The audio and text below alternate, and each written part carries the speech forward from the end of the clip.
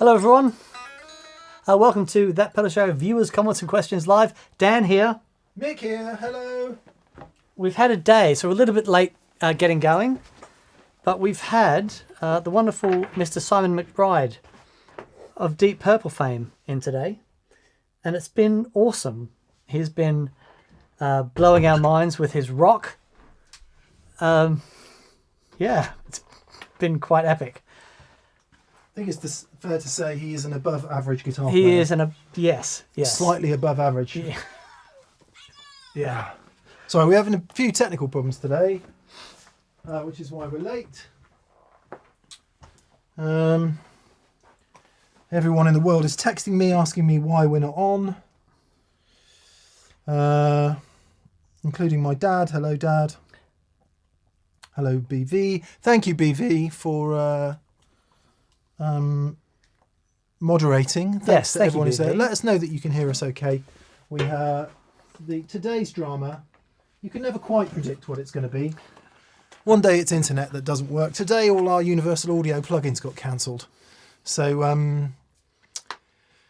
I had to just buy some stuff. But good, you know. It's fine. It's fine. 300 quid I didn't really want to spend, but there we are. Ooh. Fair enough. We do use them all the time, and we have been lucky enough to have quite a few on a very advantageous deal for a long time. Yes. So it is all, as you say, Daniel, it's all fair in love and plugins. What do we use plugins for?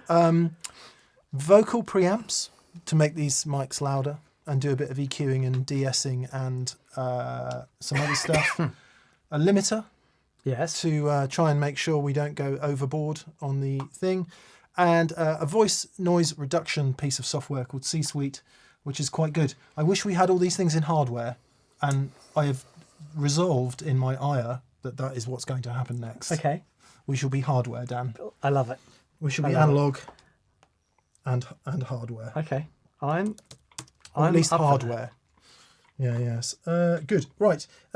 Welcome, everyone. We've been away for a few weeks. A couple of weeks. I had some time off. I don't think you did you? No, I have had no time off as yet. But I am...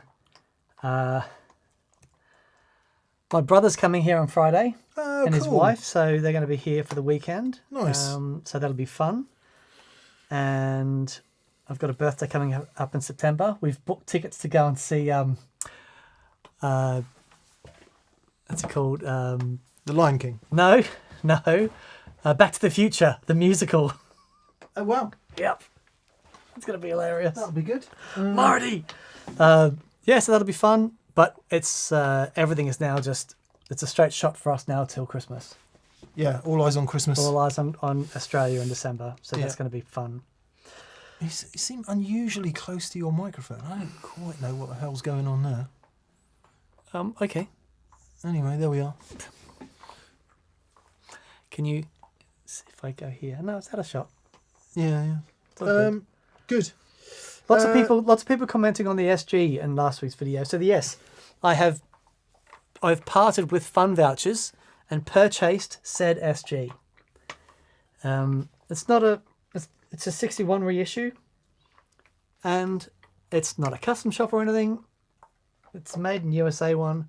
You were saying these are nitro? Yeah, they are. It's all Gibson USA nitro. Right. Well, all the kind of anything that purveys to be.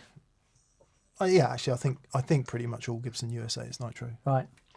And I really like it. I'm having a lot of fun with it. It's a cool guitar. Dan's replaced the bridge. He was struggling with the standard bridge. Yes. For tuning, so he's put a roller bridge on it. Little roller bridge on there till I can figure something out. But I actually like the roller bridge. I got a little bit of work to do on it, and I might, change the pickups and the neck and the body. But apart from that, it's awesome. Triggers SG. Yeah, no, I'm really, really enjoying it. It's a really cool guitar, actually. Yeah, I like it. Lots of people have said what happened to the Pelham Blue one that I was playing. That has gone back to Gibson. They wanted it back. They'd sold it, I think, or an artist wanted it. How does it compare to this one? This sounds great. Yeah. It sounds really good. Yeah, it does. It does. And there are some things I prefer about it. Really? Particularly the bridge pickup, which was a little bit microphonic on the Pelham Blue. Okay. All right. But it sounds great. Dan played it in last week's video, the Hot Rod Deluxe Tweaks version 2, and it just sounded fab. If you can hear a lot of chewing, it's the bloody spaniel. The bloody spaniel. Rosie, I think we might have to get you out of here because that will be epically loud through the microphones. I know. But she's so pretty. So how is everyone? How is everyone doing? We've missed you. It's been a long time. We've got Paul Matulovich is on. G'day, mate. Brian Murphy is in the house. Todd Roy.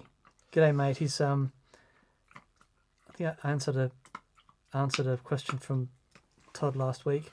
And Joe Griffiths has asked, has the super chats closed? Yes, we had a bunch of them in, so we've had to have any chance of getting out here at some sort of reasonable hour. We've had to turn them off.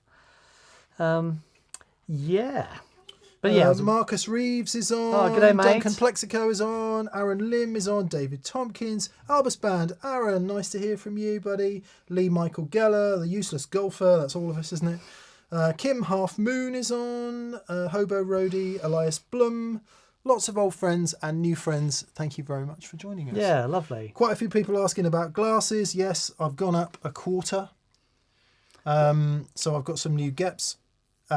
And as it annoys people so greatly, because they're always on and off because they're only readers, or at least they are mid-distance.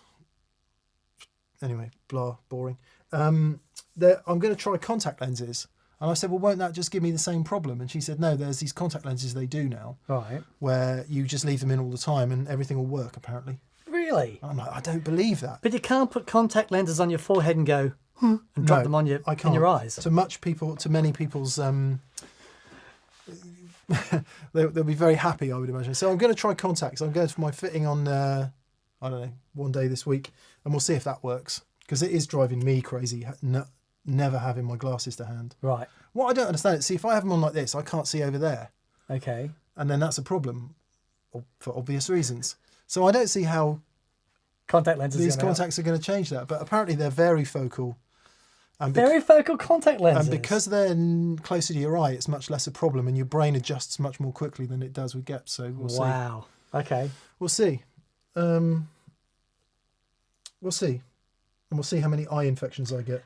Tim B says hello from Manchester. Nice SG. Thank you, Tim. Manchester. And we'll be visiting your fair city. We will very soon. Well, Stockport actually, but it's near there. I went to the Lake District for my holes. Yeah. Which is nice. Epic landscapes. You ever been there? No. Go. Really? It's epic. Now? Not in the summer. Don't go in the summer. I thought you meant right now. Leave. No, I hadn't Get quite. out. As sort of idiot that we are, Catherine and I, with holidaying. We don't really do holidays, and we especially don't do holidays in the summer because we don't have kids. Right. So, like idiots, we went to the Lake District in the flipping summer. What's wrong with Lake District in summer? It's like the M25.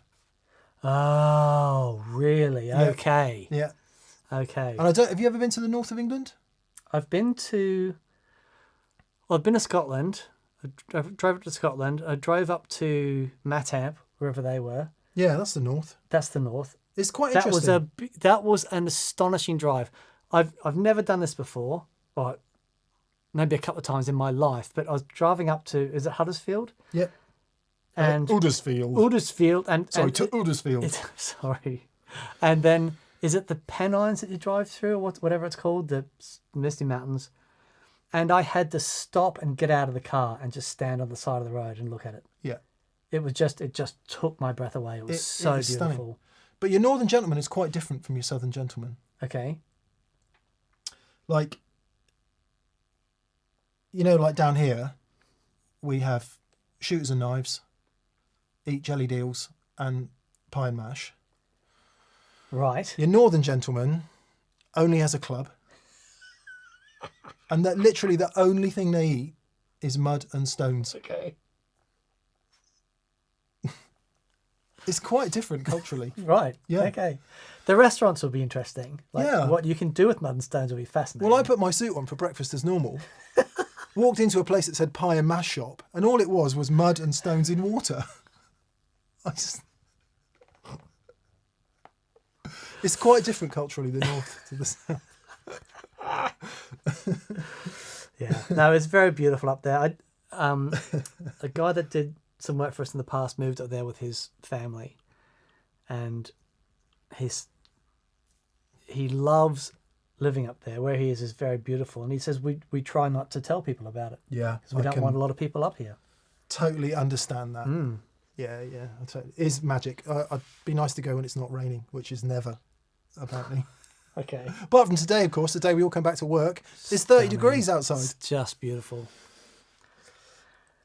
Carl Longbottom is first in today. Hello, Carl. G'day, mate. Always good to hear from you, Yes, buddy. He says, buddy. I would like to say a huge thanks to Alex Farran, who represented both me and Emprise Amps at the Manchester Guitar Show. His set was brilliant. Sunday is the Cheshire Guitar Show, so please say hi. Lovely.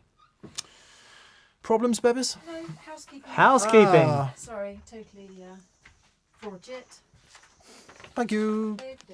Oh, Rosie, come on. Yeah, all these regional guitar shows are really cool. It would be nice to go to some, but Yeah. I don't know. In middle age, life kind of takes over a bit, and I'm sure it does for everyone else. But mowing lawns and You've been doing gigs though, I have been doing gigs, yeah, which is good. and I saw some clips, and it's like you sounded rather epic, if I do say so. Thank you, mate. That's Yeah. kind of you. It's very good. Yeah, it's nice. We have a winner for our August pedal giveaway. Oh, fantastic! Thank you to everyone who entered. Big congratulations to Philip from Cambridge. Congratulations, Philip from Cambridge. So you're getting that very, very rare Reeves Electro Black Hat sound. Wow. Yeah. The pre-serial number, one of the first ones ever made. That's quite a big deal. And we would say amazing. thanks to Marcus for allowing us to give that away as well. Yeah, So lovely. congratulations to Philip, and look out for September's giveaway soon, which we haven't decided yet. You know, just put everything in a box. That's right. That's it. Everything it. in a massive box. That's it. Squire Telly, Katana 50. That's it. Done. Start from scratch. Yep. New Experience Day dates will be going on sale for the first half of 2024 in the next week or so. Okay. Brilliant. All active patrons and anyone who's subscribed to the TPS mailing list, so get ye to thatpedalshowstore.com or thatpedalshow.com, sign up for our marketing mail or whatever it is, email list, and you'll be the first to be notified about Experience Days. They sell out fast, so that will be being announced next week. And to anyone on those lists, we will send you a preliminary email that says they'll be going on sale at this time. Yep. Okay. So yes, you can also go to thatpedalshow.com/experience days. Good. Well, this is interesting. Moon says John Nathan Cordy sounded bloody amazing with mixed gear. Saw a couple of clips of him playing. Man, he is an absolute force. He's a monster player. Yeah. Very nice. I did a gig with Jake Loosemore. I'm going to do some recording with Jake, actually. I phoned it. I was out on a dog walk and I said, Jake, now is the time. Right. Let's do some recording. Because Jake's young and good looking and brilliant on the guitar and a great singer. Well, so I'm thank you. like, it's time you wrote some songs and recorded some stuff. Okay. So we're going to kick him off. Oh, cool. Anyway, he did a gig and I went down and played with Jake, and John played the end of the first set, and he played through that TS1 Right. and whatever overdrive pedal I had on my board, and it was an incredible pleasure to hear him play. He's an amazing player. Yeah. But B, it was really nice to be able to hear that Yeah. in a fighting environment, Yeah. as it were. Lovely. Yes. Airfire. Ed, hello mate. G'day, mate. He says, you'll have to mark me missing in the register next week, as I'll be at Analog Man picking up my modded OD9 after seeing my favourite band in Connecticut, spending the rest of the week in New York City. Oh, mate. That's awesome. Have a great trip, Ed. That would Yeah. be amazing. We've got to do a bit of filming for Analog Man at some point, because they're doing a documentary and have asked us to feature in the documentary. Oh, yes. Oh, God. Yeah, we're going to have to shoehorn that in somehow. Yeah. It's all right. It'd be fun. Legend, says Matt McGrath. Hello, Matt. Happy you're back and hope your holidays went well. Had a new pedal day. I got the Fjord Fuzz Loki. and Oh, a yeah. light speed in matching rose gold, and the mile end effects MF repeater. Bit ostentatious, but fun nonetheless. Lovely. Yeah, sometimes you got to push the boat, haven't you? Indeed. Why not? Indeed. Why not? Whit Anderson. Woo! Hello, Whit. Hello, He Whit. says, good day from New Jersey. Totally tubular show on the Hot Rod Deluxe. Dan, if you get that SG, try a set of unpotted lower output pickups. For example, custom buckers. You'll dig it. Much more articulate, less woof than the burst buckers. Rock on from Woo. Yeah, interesting. I will try. I'm going to get some stuff from Matt at Monty's to try, but I don't dislike these. I've always found in SGs, so the one Gibson pickup I do not like is the 57 Classic. Right. Generally, especially in Les Pauls and 335s, because they just sound woofy, exactly what you've just said. And, well, you're talking about burst buckers, but I've found 57 Classics to be that way in a lot of standard Les Pauls and 335s. I really like them in SGs. Wow. Because it's okay. like they suit the guitar a bit better. Right. But Is that what these are? No, I don't know what they are, actually. Okay. Well, they might be. I don't know what they are. He says that they might be burst buckers, but I don't know about that. Okay. Yeah. We'll have a look. But no, yeah. Sorry, my actual point is that slightly beefier pickups, I think, work well in SGs, Sure. where I really don't like them in Les Pauls Right. and 335s. Right. Yeah. But, the pickup is the only thing that matters. So, Michael, you know what? Sorry, but that's a really good video. Grab this, Milo's Paul, and your 35 and put the same set. But it's politics, right, at this point, because all the people who believe that I'm just going to hear will what find 80 other things that aren't Yeah, exactly okay. right. And then they'll say, oh, you're playing differently, or your cable's different, or... And it's just politics. It's literally politics at that fault. Or it's like supporting a football team, if you support Manchester United or Manchester City. As a City fan, there's no day you're ever going to come out and say, oh, I really hope United win today, and it'd be great if they could thrash us 4-0, because they could really use a win. Or actually, they are measurably the better team, City or United. Yeah. Forget they I don't care who you support, but they are clearly they're measurably better. They got blah blah blah. There's no smart thinking when it comes to being involved with an ideology. Sure. And once you've accepted the ideology that the pickup is the only thing that makes any difference, you make up life lies to underline that fact, and that's what all that school of thought is about.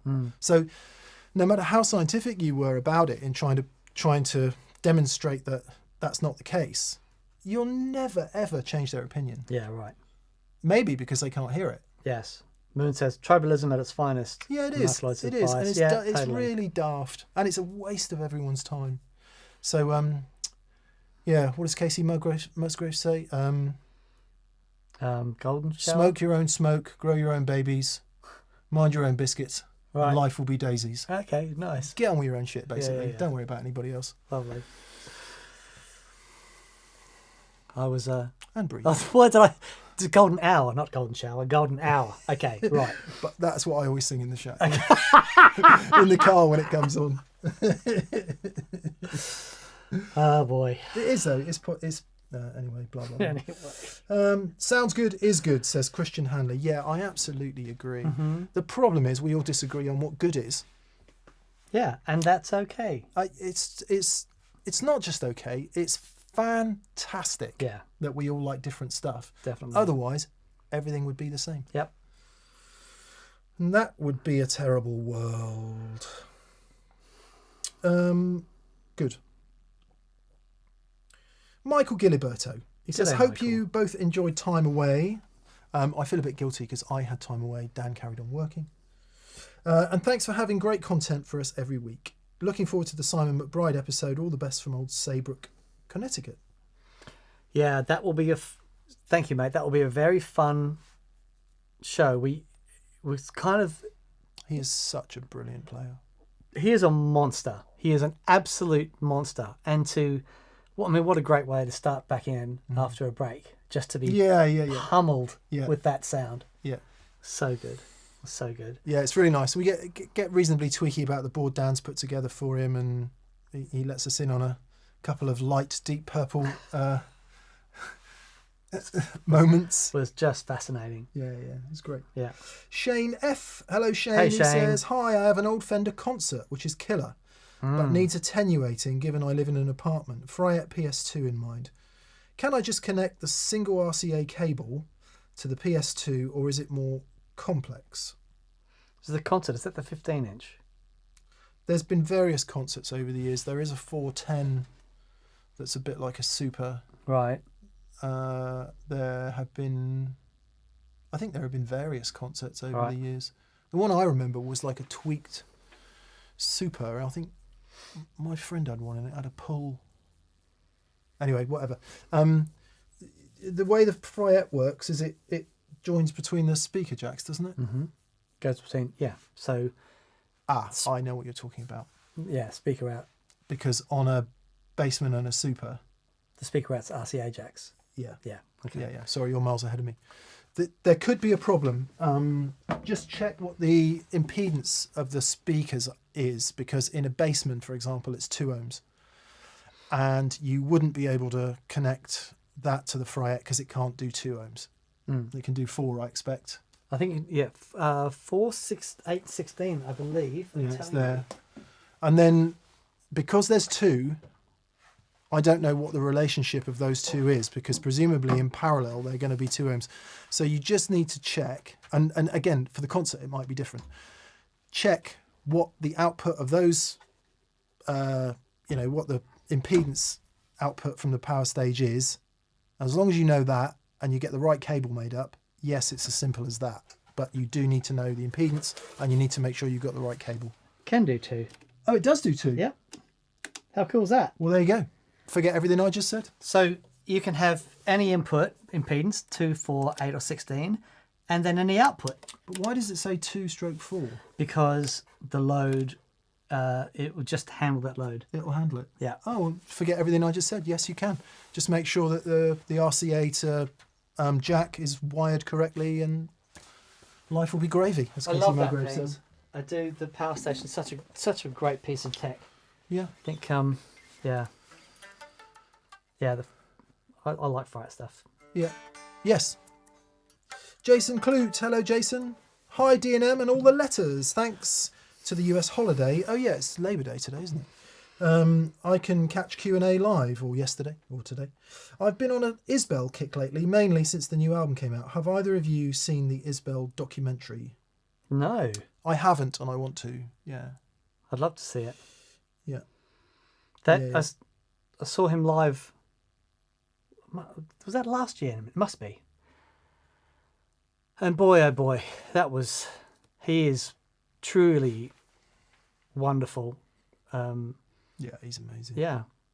He's absolutely amazing. Morning from NorCal, boys, says Rhino Jam. Mick, have you ever tried different speakers with your classic reverb signature for an extension cabinet? What speaker would give the most classic Fender Deluxe kind of tone? I use 2 cabs with my CRS. I use the 212 2-rock cab with 1265Bs, and I have a 112 which has got an EV M12L, the classic EV, and that's what I use for gigs over the weekend, and I was exceptionally happy with the sound of that. I very much enjoyed the sound it was making. Yeah. For the Deluxe, so if you mean Fender Deluxe as in Tweed Deluxe, you need to turn the tone bypass off, you need to put the mid on, you need to turn the gain up to at least there, and then worry about the speaker after that. And for that, you would want to think about something Alnico, I think. Yeah. And because it's a CRS, it would have to be, if you've got a 50 watt CRS, you could get away with a gold. And if you don't crank it, you could use a gold. If you use it at what you think might be more than 50 watts, then you need a cream, because that's the only one that will take the power. What's the gold? 50. Okay. If you use it fairly quietly, you could use a blue, as long as you don't crank it.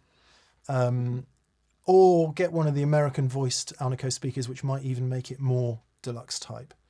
If you mean a deluxe reverb, it's the opposite. You need to turn the mid off, You need to turn the tone bypass off so that the tone stack is in place. You need to use preamp, the least loud of the preamp EQ, the preamp voicings, if you like. So for the tweed, you'd want it in the maximum, in the middle 2-rock setting, the most gainy. And for a deluxe reverb, you'd want it in the least gainy. So that would be more Fender Black Panel-like. That's how Matt Schofield runs his. And then worry about speaker. So the amp itself needs to be set up in a certain way. It can sound quite deluxe reverby, actually. Less so tweedy. It doesn't do the tweed thing as well as it does the deluxe reverb thing. Right. And just go for a speaker that would fit. I mean, I have to say, I love the 2-rock speaker. I absolutely love it. It's fantastic. The only reason I've got an EV in the 112 is because A, I love EVs and I like to have that option. B, I didn't have another 2-rock speaker, but I'd be super happy with the 2-rock speaker in that cab. So, yeah. Nice. Either of those would work fine. But it's more about how you set the amp, I think, and then speaker after that. Yeah, lovely. Good luck. Eric Cooper says, I had a sound guy who has worked with big stadium gigs compliment my guitar tone. I gave props to TPS. Thanks to the two of you for providing the content and knowledge that got my tone that compliment. Isn't that good? Well done, mate. That's awesome. Have to say a big thank you to John at the Cheese and Grain in Frome on Friday night. And I think it might have been Callum was his name. There was a few people doing various jobs in Wimborne. Both of them just did epic jobs on front of house. No moaning about being too loud, because Ains plays nice and loud, so I could too.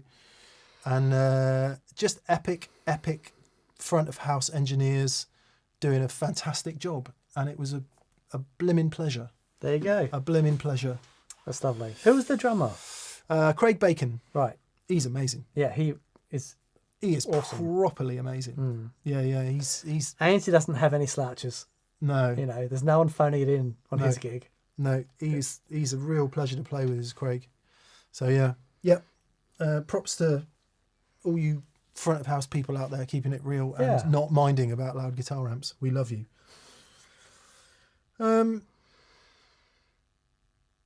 DWC, hello DWC. While you were away, the cash did play. I added a Marshall DSL-20 to my Blues Junior for my first wet dry rig. 101 dB in the practice room with volume to spare. Thank you for everything. Get in. Get in. Nice, mate. Hope you enjoyed that. Lee Michael Geller, presumably brother of Sarah. Was that Sarah Michelle Gellar? Yeah. That's very good. Yeah. Very good. Yeah. She was a handsome woman in her day. Yeah, but she Buffy the Vampire Slayer? Yeah. That was her, yeah. Dan, are there any copies of Tin Spirits Wired to Earth anywhere? I have a digital one, but would love a physical one. Oh, bless you, mate. Haven't you got 10,000 in your garage? You're 9,999 now. Oh. You can try. Who used to have them? I don't know, mate. I'll have a look. If you want to email me, I'll have a look, and if I've got one spare, I'll send it to you. Yeah. So. Have you got the masters? So who's got the masters? Mitch has got the masters. Or give it to Stacey and ask him if he'll do a vinyl. Well, we wanted to. I'd love to do that. I've got to get Dave on board. Yeah. Because there were 3 songs that we had written, and we wanted to record those and do a remastered thing of the other 2 albums. But Dave's a very busy man. I'm not sure he would have time to squeeze it in. But yeah, is what it is. Would be nice, wouldn't it? That'd be lovely. It'd be lovely. Yeah. I do miss that band very much. Ran's there. Hello, Ran. He says D and M and B and K and H and R. Welcome back. Hope you had a fantastic end of summer. Binging episodes ended up with a new 18-volt colour driver. Glorious doesn't begin to describe it. Yeah. They're seriously awesome. Well done, mate. Yeah. Has it got? I'd be interested to know if yours has a master volume, because there's something that the master volume adds and something that it takes away. Yeah, right. I would personally choose to have it. Yeah. Because it's more useful. Yeah. But without it cranked, it's just such a glorious thing, Yeah. isn't it? Yeah. It is amazing. Yeah. Oh, we've been sent the Ross pedals, by the way. Oh, brilliant. Yeah. Well, that'll be fun. Yeah. Yeah. Yeah, I did. I got in touch with Josh and said, "Hey, man, what's going on?" And then, this is like, we've been trying to get hold of you to get the Ross pedals, and then someone says, "Oh, this is the email address," and they'd spelt something wrong in the email address and haven't been able to get hold of us. It's like, anyway, they're here now.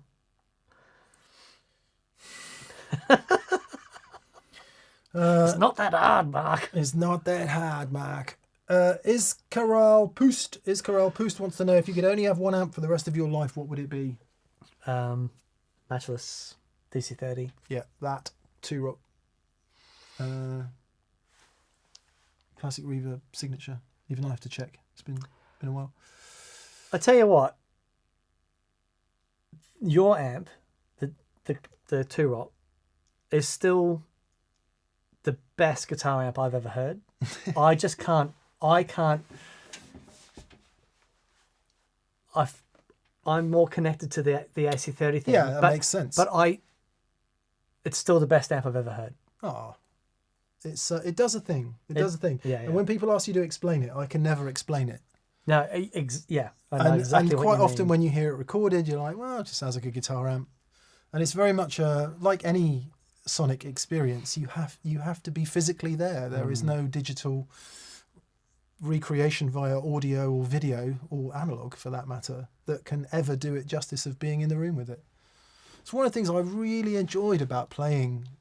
I did a few gigs over the summer, actually, not just with Ains, and I don't know, man. The sort of the visceral human connection of people in a room is. I'm going to sound like a hippie, but the older I get, the more magic it becomes. Yeah, I really miss it. I actually think it would do me the world of good to go and do some gigs. I think it would. I think it would. It's certainly done me some good. I don't know. I just feel more relaxed about everything because it's real. Yeah, It's genuine human connection. So I'd love to do more TPS band gigs, but they're such a faff to organise. well, maybe we should make it not a faff. That would be great. But how does one make it not a faff?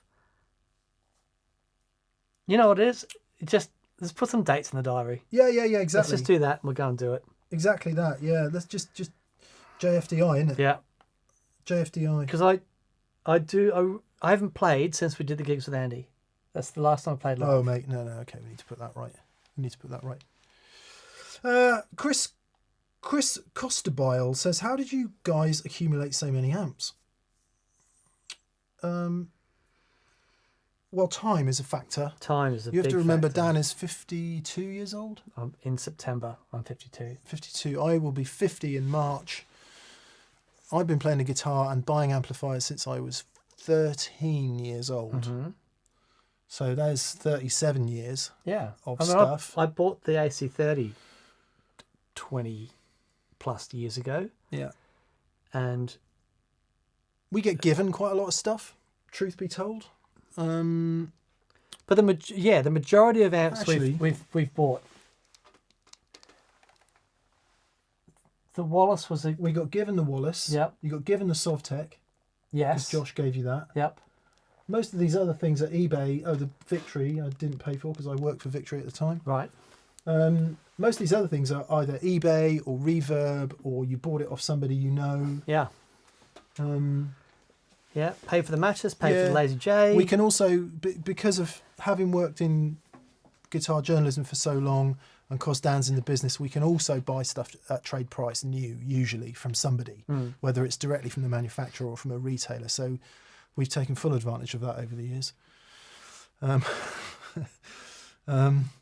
And a lot of people think that's like a really spawny position, but all it means you end up doing is buying more stuff. And it also comes with a sort of an unwritten agreement that you don't sell it for a profit, or you don't just buy stuff and sell it. You know, that wouldn't be right. So there's a bit of a gentleman's agreement that goes on with things like that. Yeah.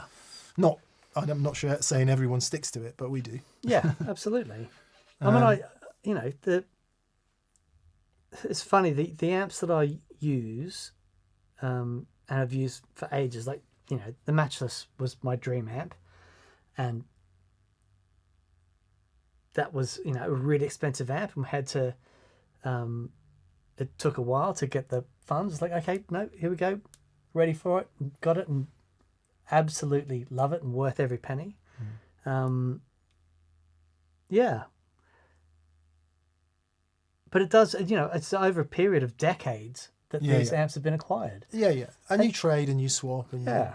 all that kind of stuff. And also, don't forget your tastes change as well. Well, that's what I was going to say to you, Iscarol, because it sounds like, because we said it's the 2-rock, you're thinking of buying one. It's just the worst thing you could do with the most respect possible. You mustn't buy something because somebody else says it's good. You just must never do that. You have to play the stuff, and because you might hate it. I know plenty of people, good friends, who play that 2-rock and don't like it at all. It's not an easy amp to play, and maybe that's why I struggle when I plug into it, because you've really got to be on your game. I don't know if it's about easy, hard, or any. It's just we were talking about this earlier with Simon McBride. We were having a bit of joke because one of the things that happened today was PRS Guitars came down. We have some very good lifelong friends who are at PRS Guitars, and they've lent us this, which is the Miles Kennedy version of the NF. Yeah. And Piers, who I've also known for a long time, they brought an NF53 and they brought this and asked us to play and decide which one we like better, and we like this one better. We both like this one better, actually. Yeah. And it's a really cool thing, and we'll play it on the show and we'll just get a feel for what we think of it. But the discussion basically went, because Simon was playing a bunch of guitars and Piers was laughing, saying, oh God, whatever he plugs into and plays, he just sounds amazing and he sounds exactly like Simon. Yeah. And we were saying, well, that's it, isn't it? Because whatever you play, you're going to sound like you, and you're going to fight as hard as you can to sound like you. Yeah. And some of that gear is going to be a fight. And some of that gear is going to be an open road. Yeah. And I think that's the gear you choose. You choose the gear that gives you the open road to sound like you. Once you get over trying to sound like David Gilmour. Right. Because that's the stage we all go through. You know, we all try and sound like our heroes. But once you get over that and realise it's a pointless pursuit, you then just start to choose the gear that enables you to sound most like you. Yeah. So it's removing barriers. And I think when you say something like the 2-rock is hard to play, I think it's the hardest to bend into what you want to hear. Yeah. And I feel exactly the same about the Matchless. There you go. But when I play that, all the barriers are removed, and I can. You sound like you. Well, yeah, and that might sound a bit arrogant to say I sound like me, man. What I mean is the motivation for what you want to hear, and then what happens, has the least barriers possible. And I think that's why you choose the gear you choose. Totally. That's a really good way of putting it. It takes a minute to get confident enough to do that. So I hope, Iscarol, I'm not saying anything that offends you, but please, please, please don't believe anything we say or what anyone else says. You must try this stuff if you possibly can, and find something that you connect with. That's I had a few revelations, shall we say, or realizations or moments of clarity in time away, and that's one of them. Right. I'm going to bang that drum as hard as I can. Okay. From now on. Nice. Just play what you like. Yeah. And stop listening to what other people tell you. Please don't believe what other people tell you. I like that. It's very good. Yeah. Least of all us. Least of all us. No, equally equally us compared to anybody else. For sure, gather opinion. Yeah. Gather opinion, gather many opinions, and help it inform, but don't let it lead. That's very good. Yeah. I'm going to start having a little collection of Mickeyisms. I'll get off my pedestal.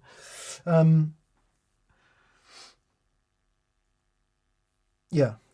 Anyway, so good luck with choosing something, and just try. I know it's not always easy in different parts of the world, or even wherever it is you Yeah. live. It's not always easy to get your hands on everything. So try what you can. Yeah, You know, definitely. just try what you can. Beautiful. Swizz871. Swizz871. So whiz. He says, this may be heresy, but the other day I put away all my pedals and just played through my R2R Rangemaster and the hours flew by. SG with a treble booster is a sound to get lost in. Oh man, it so is. That's great, mate. Lovely. It's not heresy at all, isn't it? That's it's home, isn't it? It's happy days. Amish Trivedi says, no question, just a mild catch you later, as I'll be teaching during this live. Sorry, we watched the Weird Al Yankovic film. Oh, he does Living in an Amish Paradise. I don't think I've seen that. Man, we were crying, and it's supposed to be like the story of his life.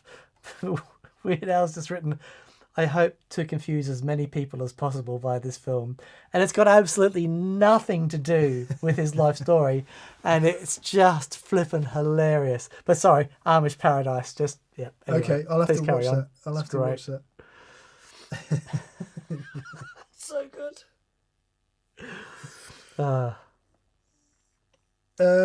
Jim Roberts says, sounding like me is not really sounding like me, but making a sound that's in my sonic love and giving my hands a ride along the way. Yeah, whatever. You know, you've got something to say and you're able to say it. And that's it. Yeah, The absolutely. least barrier possible in that is what you're looking for, isn't it? Sean, he says, and Amish also says, much love to the team and the community. Ah, thank you, mate. Right back at you, mate. Yeah, We'll echo it's that lovely. to everyone. Sean, oh, here we go again. Can we get to the bottom, Sean, of whether it is a hard or a soft G? And I think we decided it was a soft one, right? A soft G. Yeah, a J or a G. Okay. So Sean Gershon. Sean Geromalatos. Oh, okay. Gerolimatos or Gerolimatos. Hi guys.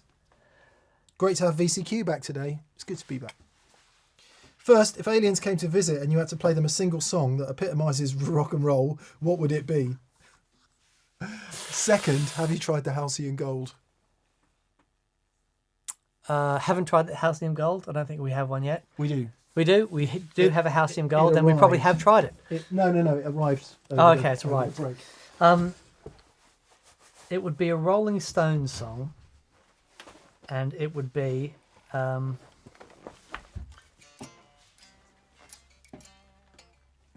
I don't know actually how to play it, but. oh, it be- actually no. I tell you what it would be. It'd be Lagrange.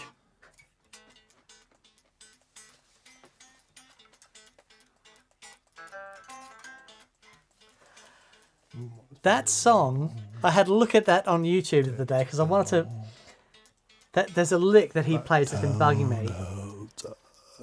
That song has got like 17 million views on YouTube, and I had to listen to it, and it's like the whole song is just like, as soon as he gets to that bit, right, gets to the C, like that's the end of the vocals, Was it? because then it goes back to the verse and it's just guitar solo out.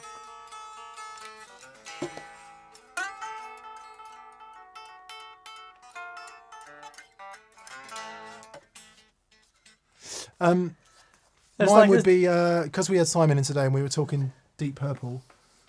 It'll be, is it Highway Star, the one that goes, or whatever the riff Yeah. is. Is it Highway Star? Highway Star, I'm not good on my Purpleisms. Purple songs. Yeah.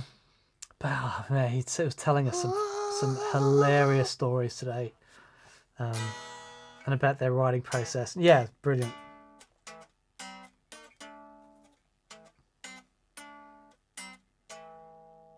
There's us demonetised. Brilliant. You know why we're demonetized? Because you didn't have any vibrato. Yeah. Or guitarism. Okay, in it. go. Then we'd be fine.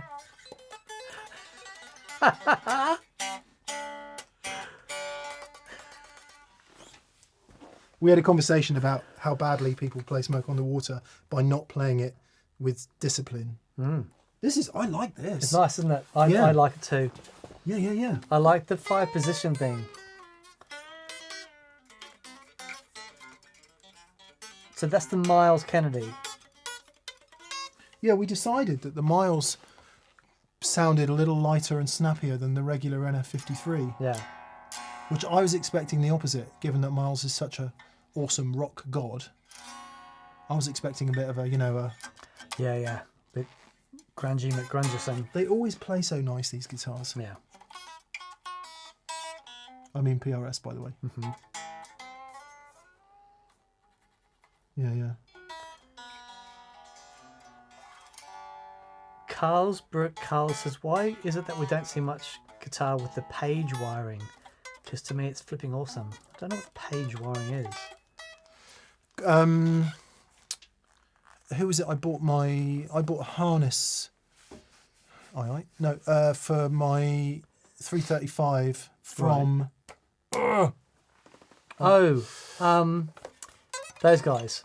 Yeah. They make a pedal as well. They are called. We'll remember in a minute. We will. Brilliant British company, do wiring harnesses and all that, and they do the page thing as a slot in. Okay. It's basically got every option of phase. Oh, okay. Pot, coil tap. Mm-hmm. I think it's got all the options. Right. Something like that. Please correct me if I'm wrong. Somebody please tell me who it is I'm talking about it. Do you think that the PRS is as ugly in the flesh as you thought it was on release, says Paulie's Guitars and Gear. Said to Piers today, it looks less ugly in the flesh, It does look less ugly in the flesh. Yeah. And actually, Dan likes the black one. I think it's the ugliest. I like the black one. There was a... I've just always wanted a black guitar. Yeah, I don't like black guitars. It's funny, isn't it? I played a black 64 Strat when I was like 20. And it's Checks that he doesn't haunted have any me black since. It was stunning. Yeah. And ever since then, I've just thought... There's also there's that old rocker that used to play a Les Paul, a black Les Paul. Come on, T-Rex. Oh, Mark Bolan. And I just remember seeing a picture of him with the black Les Paul, just thinking the black guitar just looked just awesome. There was one that...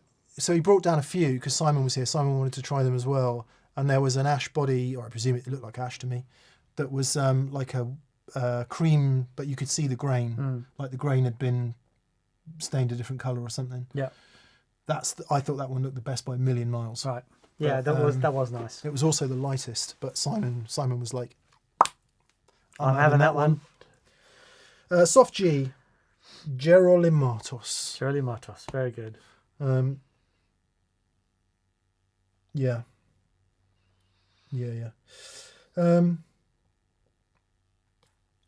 But then, beauty is in the eye of the beholder, isn't it? Indeed. Let's never forget this. Right, who we got next then? Oh, we didn't answer the question. So you said what did you say? LaGrange. I say Highway Star. Yeah. And have we tried the Halcyon Gold? We haven't, but we've got it here, and we will. We're trying to think of a way of being interested in new pedals. Yeah.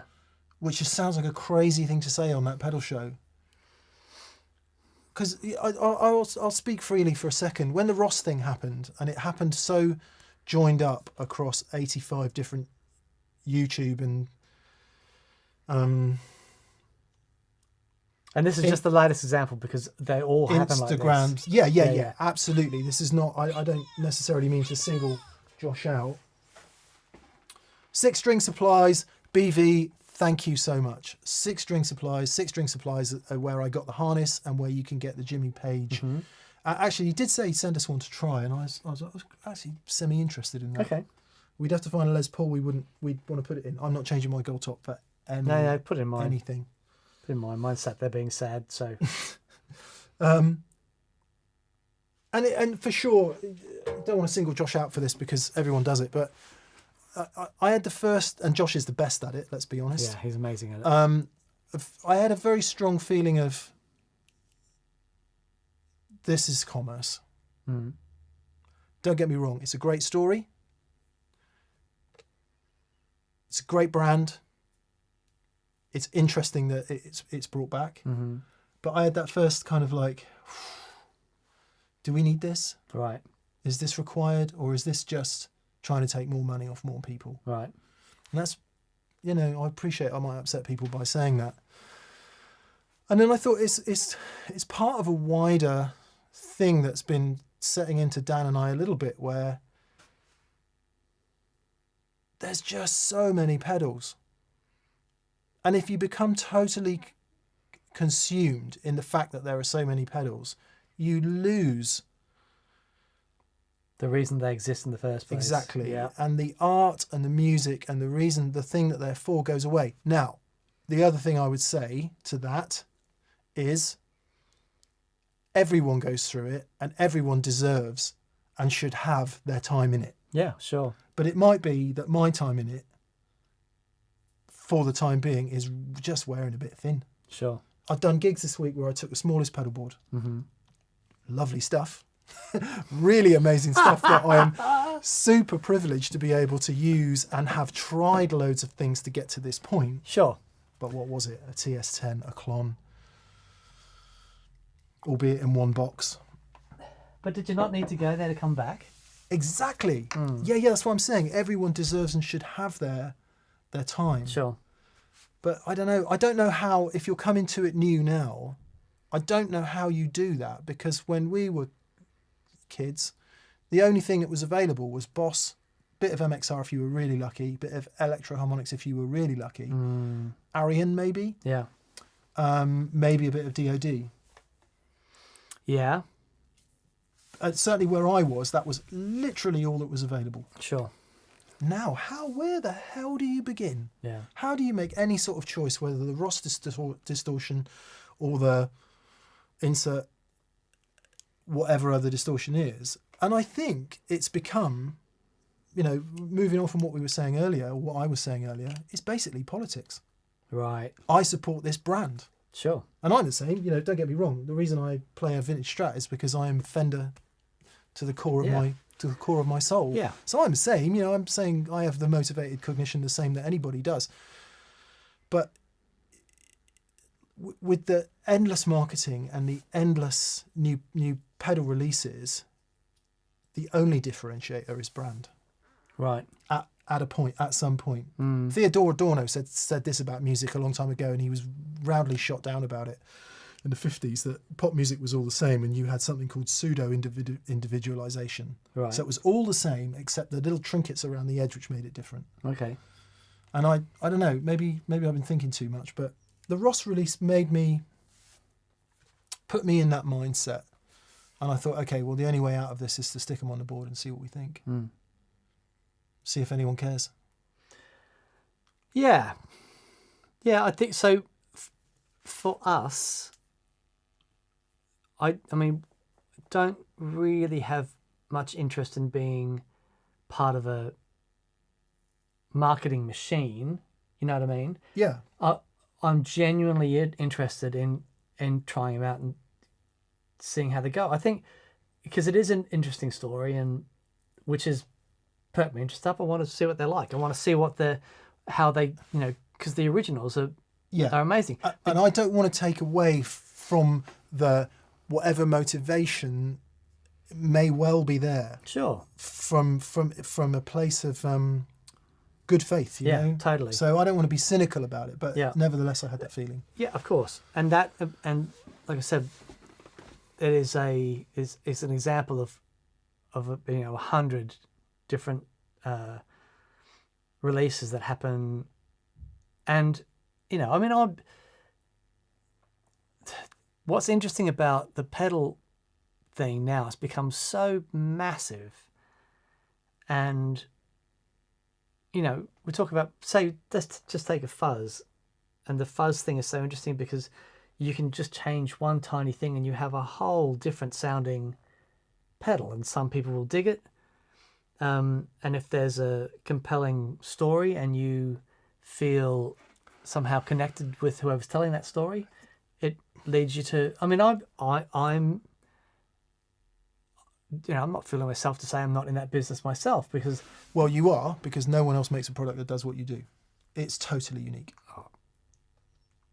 thank you. And there are forums that would disagree with that, but I'm telling you, it's totally unique, and it eclipses every other device of the. So your thing is, this is genuinely something that doesn't exist elsewhere, and I think that is fully legitimate. Thank you. That's very kind. I guess my thing is though. So let's say that you're correct. I still have to market that. Yeah. You know what I mean? I know. I still got to get that out in front of people, but the thing is, I feel weird about doing it. Yeah. Every time it's like, I feel weird about, advertising and putting my stuff out there and saying, hey, it'll never sit. It really doesn't, and I struggle with it. However, it's that is if we part of the capitalistic world that we live in, and we have to do that stuff. It is, and we're all totally bought into it, aren't we? Because we buy the things that we buy based on brand. We buy cars. We buy washing up liquid. If this didn't say Gibson on the headstock, I would have zero interest in it. Run a mile. Yeah, zero interest in it. I'm not saying that I'm beyond this way of thinking or above it or anything like that. I'm just saying that it's that way. And to bring it around, I guess the point of TPS has always been not necessarily you should buy this. It's been this is how you might want to think about using this. Yeah. But trying to do that in a way that remains interesting, and in a world that's just absolutely obsessed with clickbait and spin and all of that is tough. Yeah. But I suppose as long as we're genuinely interested and there's a genuine question, then you can't go wrong. Sure. And the thing that I struggle with, which actually on reflection is really valid, when you talk about clickbait, and you see people who will, especially with the more inexpensive budget options, and there's that market is massive. Yeah. And so when a kid wants to buy an overdrive pedal, but he has 20p to buy 3, he's like, okay. Then someone does a video on I've paid £1 and got a whole pedal board on Amazon, and it's like, and on reflection, it's a completely valid thing. It's just not our thing, I being in manufacturing, and sorry, I'll finish this off here. No. I would be really interested to know how those things actually get made. Oh, I've had a look inside the new distortion. It doesn't look anything like the old distortion. Right. Because we have somewhere here. It's behind the tuner. Strabo. Oh yeah. So we got the original. Very nicely made. Right. Obviously, the equivalent of turret board. Sure. Through hole, Yeah. Big components and all that, and that's what it is. And the new one doesn't look anything like that, but, which doesn't mean to say it doesn't sound as good or better or whatever. It's not. It's just different manufacturing. I'm stating two separate facts there. I'm not suggesting there's a correlation between them. Sure. Yeah. I think for all you Logic fans. I guess the question I'm asking is I bought Liv a bunch of pedals. I went into Amazon and paid like 20 quid for a bunch of pedals. And they're fine, but I'd be really interested to see, to manufacture those and make money when you're paying 20 quid for a pedal, including VAT and shipping. Yeah. I'd be really interested to see what's the you know, that process and what is actually going on to get those into the market. Yeah. Well, it'll be. It wouldn't be good. No, it wouldn't be good. Yeah, and that's I find that interesting, actually. You know, especially when those circuits are just lifted off the internet and like, okay, we're going to make this. A budget to make this is 10p. Yeah. You know. Anyway, my rant's over. No, it's not a rant. I think it's all interesting because It is interesting. I do it think absolutely is interesting. you know, we've lived through essentially 20 years of widespread internet usage. Yeah. And we've lived through a complete revolution in media. And with that, the people are sort of essentially dragged along, and then they realise how it works. Yeah, of course. And I don't know. I just think I feel a tide, an interesting tide where people will be a bit more discerning about what they're told. Yeah. Or at least I hope so, given the world we live in. Sure. Anyway, blah, blah, blah. Right back to the top of the show, we've got flipping inbox full of really brilliant, new and interesting pedals. So we need to find a way, which is kind of what I'm saying, of going, how do we quickly pick through this stuff and go, yes, that's killer. Yeah. That's lighting us up. That people should know about this. Yeah. If anyone out there has any ideas on how you would like to see that done, let us know. I thought about a 24-hour live stream where we basically get a load of food in. Can we? That's brilliant. Plug it all in and just go through the pedals. Have someone like, or do it over a weekend or something where it's 2 hours every night or something like that. No, a 24-hour live stream. Well, Gin?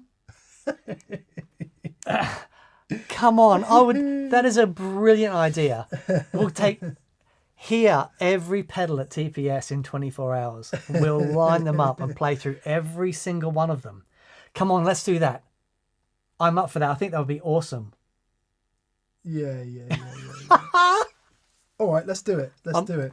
And if there's a few of the comments coming through, sort of, you know, lending a wry comment to the fact that that's the world that Dan and I are in. I get that. You know, social media and digital media has enabled us to be. You know, it's enabled us to do what we do. Yeah. So I'm not saying that we're completely out of this or separate from it, but there has to be a way of doing it that isn't just about commerce. I feel proud that we've stepped a good line so far. Sure, I agree. Yeah. Look, this is a personal comment from us about our situation. Yeah. Like, I love sitting down and watching pedal demos, and those guys who do it are just genius at it. Geniuses. Genii. And it's amazing. And I can't do that. But we can put pedals in and plug in and make noise and have a load of fun. And I have nothing but respect for those guys. And, absolutely. And being in manufacturing, I know how hard it is to create something unique and get it out in front of people. And it's like nothing but all the respect in the world for people doing that. Yeah, for anyone who can do it. Yeah, absolutely. But like you say, we're sort of just a step out of that. But that freaking pedalthon, man. Okay. Dude, what we should have is, you know how you have they have people on the phones and stuff, and people bidding to do it for charity, and people bidding to. Lots of people are saying do it for charity. Come on. All right, great. All right, we'll do that then. I don't know if you can stream for 24 hours on YouTube, so it might be a series of live streams. But anyway, these are technical problems. And almost, Harrison, you must have been reading our minds previous to when we had this whole conversation, which just proves that there is no space-time continuum. He says, hey, how's it going? With what seems like an endless supply of gear, what's the one thing you're both still chasing? Has it hindered or helped the search? What a great question. I'm still trying to play in time. That's what I'm searching. I've put on some ZZ Top this weekend and tried to learn a couple of his licks, and I realised it's really hard. He does this thing with his vibrato I can't do it, but and it's so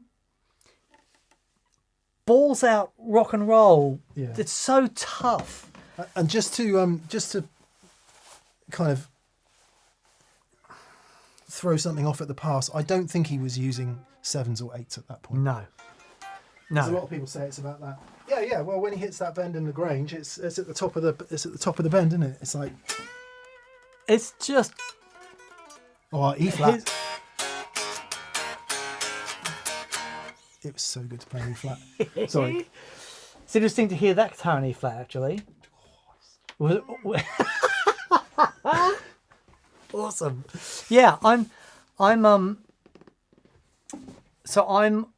that journey. So what I would love that I haven't found yet is a way to there's some really fantastic backing tracks on YouTube. Some people have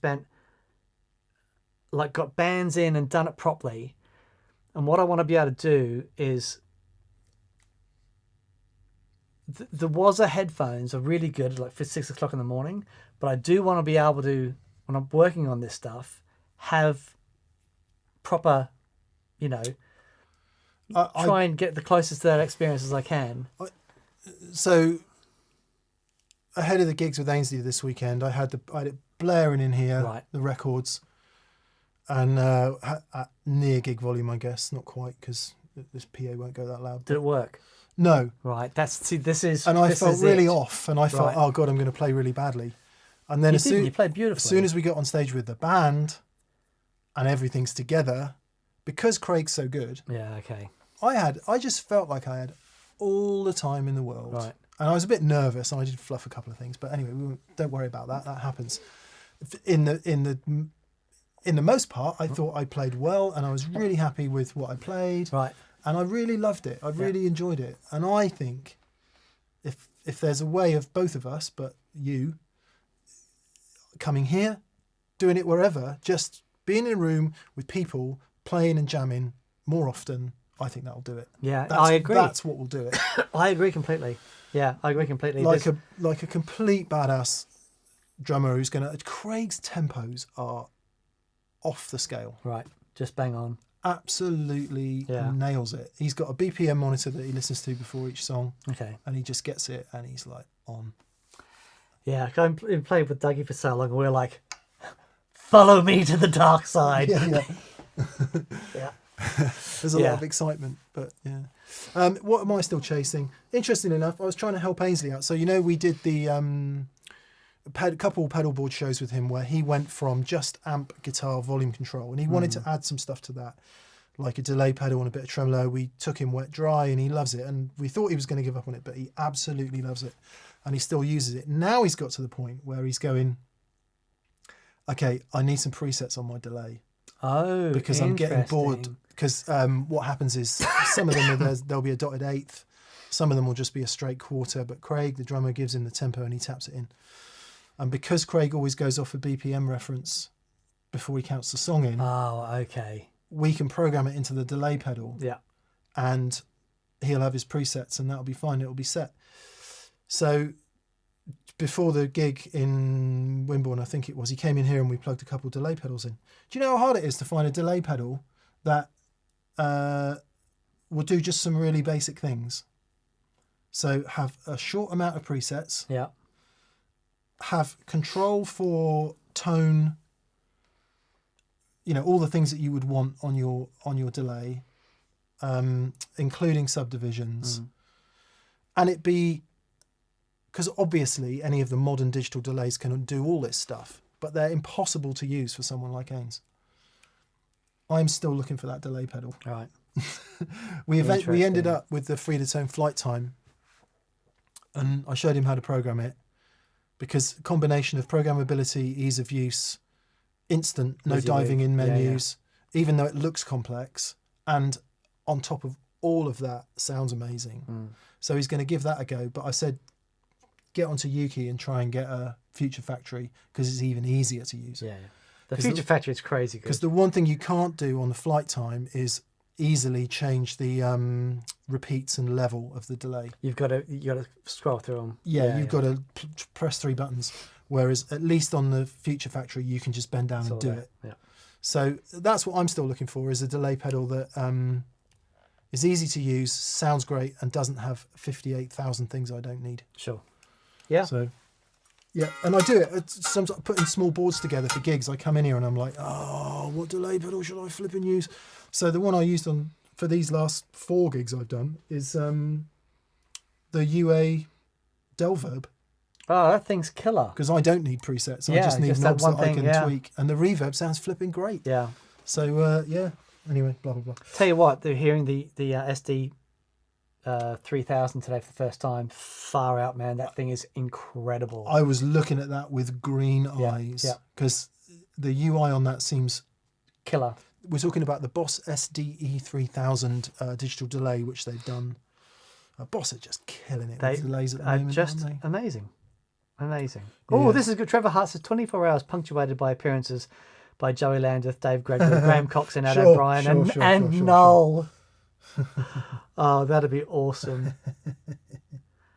This is gonna be fun. Can we do it before I go, please? Yeah, let's do it. Let's do it. Let's totally do it. Todd Roy says, Mick, I saw the clip of you playing with Ainsley. It was epic. Thank you for saying that. It was That's epic. very kind of you. I had a tang of jealousy, I must say. Oh, mate. It was lovely. And because Ainsley's so great and the band was so killer, and you just sort of soared on it. It was really lovely to hear. It does make it so easy when the band is good. Yeah, of course. It does make it so easy. Yeah. Oh, Alan Sandu, I wondered if this might come up. Thoughts on Lee Anderton's Victory amp. So KDH or KHD or DKH or whatever his name is has done another bit of epic journalism and found out. Have you seen it? Watched it. Okay, Yeah, you watched yeah. it, I think okay. it's very fair, nicely done, and is sort of, Lee Anderton is part owner of Victory amps, which, like Lee said in his Instagram repost, I just assumed everyone knew anyway. Yeah. Because obviously I knew. I worked for Victory amps, so. And it's sort of trying to suggest that there's an element of bias in the Andertons channel because of that. And it's funny, when you know it from the inside, it's very easy to construct a narrative that says, well, of course he's pushing Victory amps, he's selling them. When you see it from the inside, and having worked for the Andertons channel and for Victory amps for that matter, and everything else they do to try and sell everything else, I see it kind of differently. Yeah. But my overriding thought is, and it ties in to what we were talking about earlier, if you're watching a retail channel and you think they're giving you an honest review of something, you want your marbles testing. They're selling stuff. It's commerce. Now, that is not to say that Lee and Pete and all the guys at Andertons do a great job of being fairly open about stuff and playing it. And, some of the stuff Lee says on his channel, I cannot believe they say. They're openly critical of some things. Yeah. But don't think that it's not a retailer's job to sell stuff. It's bloody marketing. And if you don't see it as marketing, you're insane. Sorry. Yeah. Secondly, there's a lot of confusion about the word review. I don't think that we or Andertons or very many other YouTube channels for that matter get anywhere near reviewing gear. It's demos. Yeah. They're showing you what it can do. So what do I think about it? I think, if any, I haven't spoken to a single Victory amp owner who feels aggrieved, Sure. who feels like they've been misled, because that's the implication is it's misleading. And I genuinely don't think it is. Again, back to what we said earlier, try before you buy. If you need to take in a range of opinions and watch a range of demos and go with it. But yeah, I can certainly see that if you didn't know and it was a shock, you could easily construct a narrative of Sure. a negative narrative. Yeah. But I guess having known all along and assuming that everyone else knows, because everyone in the guitar business knows, and most of the artists know, and I just assumed that people knew. But Sure. Yeah. I think it's a valid question to ask. I don't think. Yeah, I agree. It's a valid question to ask. Yeah. I do agree. Yeah. I would be, knowing Lee and having known him for a long time. How do I say this? As Mick said, retailers have to sell stuff. That's their job. And we want the retailers there because we want to buy stuff. And having good retailers is fantastic. Lee, as a retailer who I've worked with outside of TPS, has been so incredibly supportive. He is a champion of British brands. The fact is, Victory would not exist. Yeah.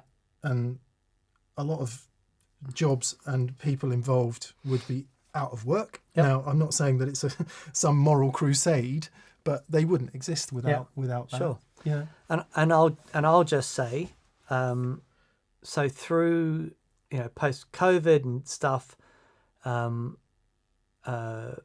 business went through a really tricky time, and Lee was there saying, "How can we help?" And and we got through it fine. But Lee actually offered to help financially, not for any other reason than he wanted to be supportive. And it was, I'll never forget that. He was, he's always been someone who I could talk to about this stuff. Yeah, about business and everything. And he's just been, so. He has been to us as well. He's been immensely supportive of us. So and knowing the guy and knowing the motivation and all of that, you do see it differently. And I understand that if you don't have that context, of course, it is very easy to see it different. Tim B says it's a conflict of interest and should have made it clearer. It's a fair point, Tim. Yep. And that's the question, right? All the points are fair, and I think the argument has been had, and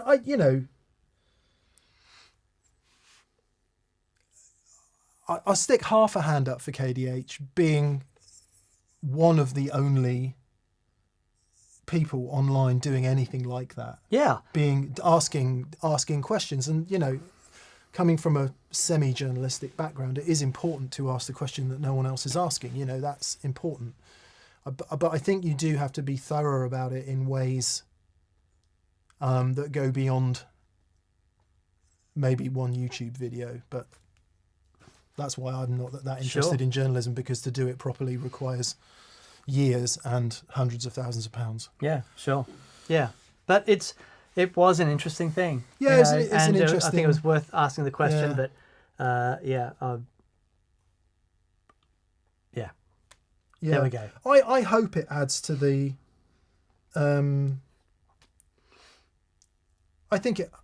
I hope it adds to the.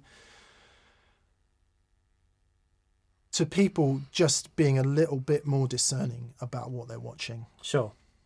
That's very good. Not to the point where you become conspiratorial about it, because that's a whole different game. Yeah. But just where you become a bit more discerning, take a bit more responsibility as the viewer of going, because I think there are a lot of people who are like, oh, I was so misled. And it's like, this is interesting. Yeah.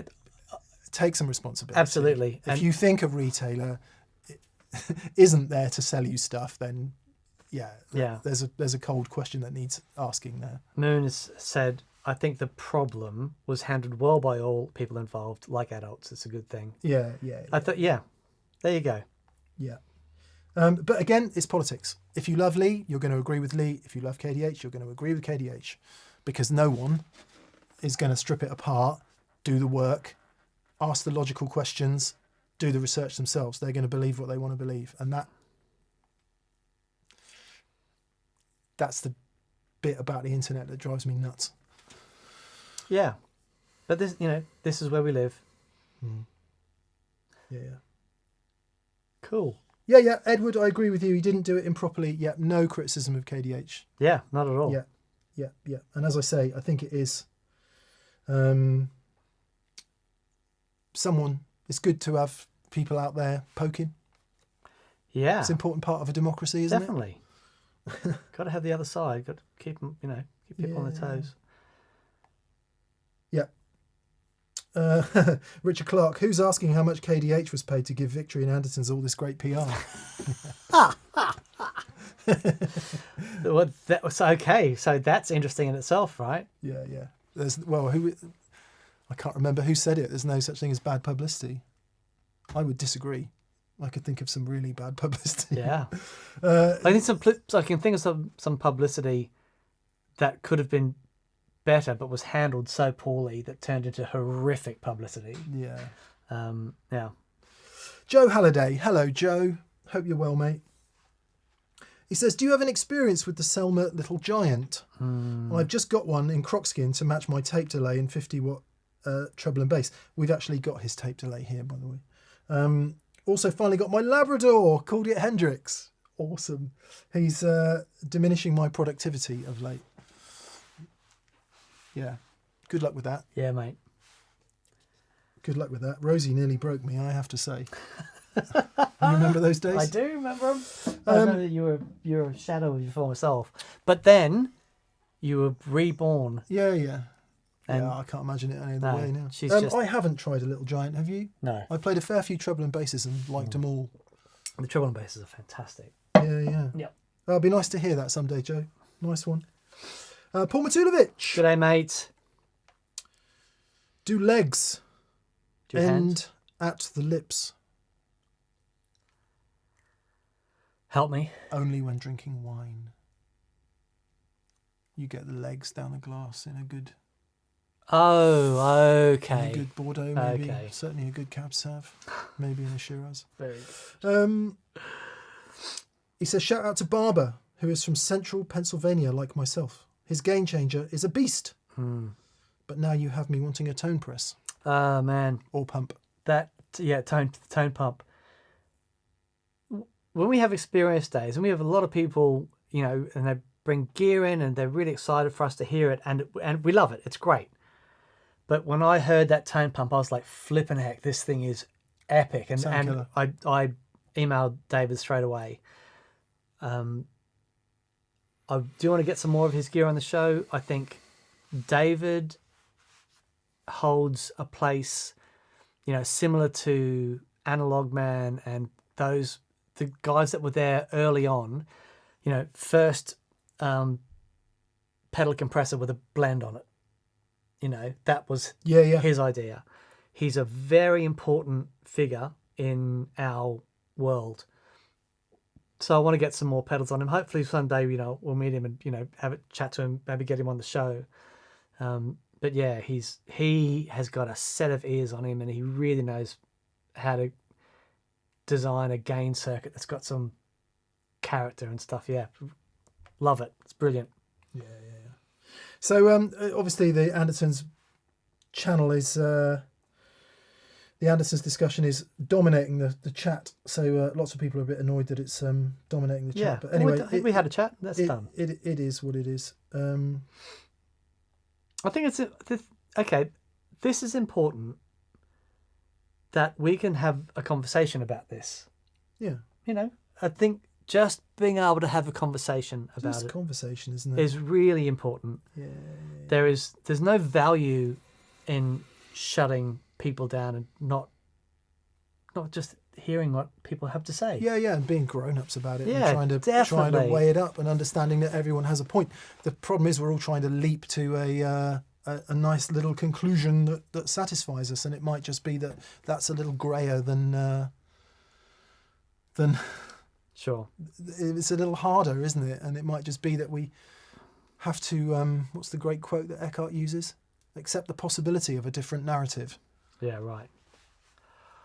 I saw 1984 the other day for the first time, and that I had nightmares. Yeah.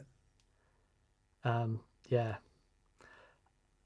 Boogeyman says, what pedal builder are we talking about? We're talking about Barber Electronics, David Barber. Yeah. The absolute genius. And Otto von Fledermaus says, Dan, Mick, I get you some wine. Awesome. Thank you, buddy. I'm up for that. Oh, by the way, R.I.P. Bernie Marsden. Yeah. What an absolute gent. Mick introduced me to Bernie. I only met him once, but introduced me to him at a NAMM show many years ago.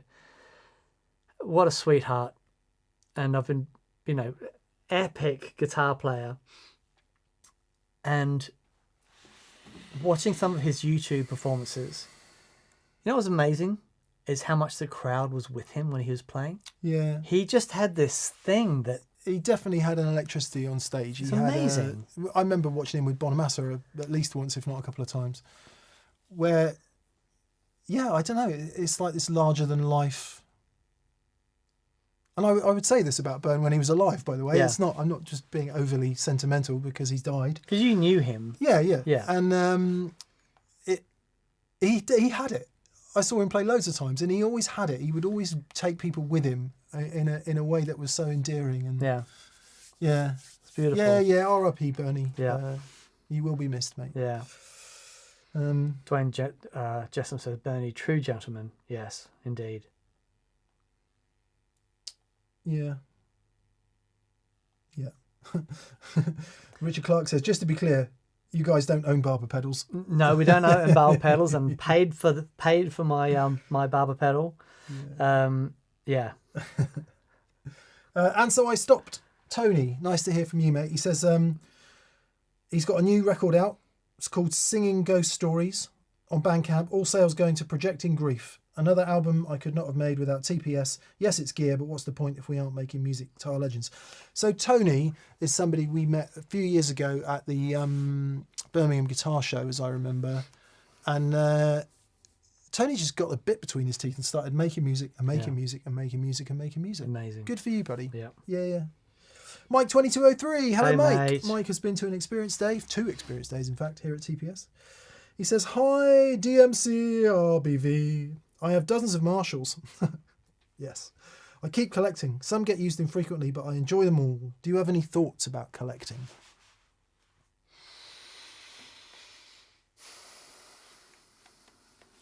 I struggled with it many years ago and didn't want to be a collector, so I sold a whole bunch of stuff that I just wasn't playing. Instantly regretted it.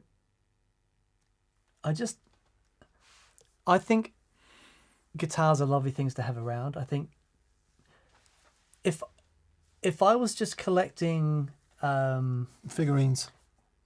Princess Leia figurines. well, that's different. But if I was collecting something that I didn't have any attachment, Erasers. yes. Pencil erasers. Okay. Spaniels called Jeff. Okay. Let me just grab a few random things. I think you go around stealing socks out of people's tumble dryers. Okay. Single socks. I've just grabbed these off the 4 pedals that were closest to me off the shelf. All right. Hunted for one of these for ages. Got that in Japan. So there's a story with this. I'll always remember wanting it, finding it. Awesome. Pete Cornish, part of it's super important part of pedal building, amp rig building history. Wanted that for years. Amazing. Pig Dog, Steve at Pig Dog, discovered his pedals, found out he did a treble booster, tried this, and it just blew my mind. The PC2A optical compressor from Effectrode. When I first heard this, it was the first time I had experienced studio quality compression on a pedal board. So these things, I don't just collect them because there's stories to all of these things. Yeah. And I love that. I just, so I don't play them a lot, but they do mean a lot to me. So, that's why I would never sell any of these. What you have a personal connection with all of those things. Absolutely. And I think that's where it becomes interesting. But yeah, I mean, I certainly wouldn't criticise anybody collecting things. No, not at all. It's up to you what you do, isn't it? And if Yeah. it makes you feel good and gives you kind of endorphins or whatever it is, then yeah. Yeah. I don't really collect anything. I mean, we collect pedals by proxy, but I don't actively collect pedals. Yeah, we're not after having not- the biggest pedal collection. I'm That's not not part of organised what enough. we're doing. Yeah, I think maybe there's a sort of potentially a cognitive factor in it. You know, a lot of collectors I know are quite similar in their cognitive way they are day to day. Sure. You know, you meet Joe B, he's very definitely a certain way. Sure. But he is passionate about the history and the story of those things that he has. Yeah. And he now rightly is a part of that story. And, you know, how amazing that when you look at his tweed collection and that he's managed to buy one from every year, Yeah, you know, yeah. and he knows the story of all of them. It's just awesome. I love that. Moon says, I like Ian McKay's outlook on collecting. I'm not a collector, I'm an archivist.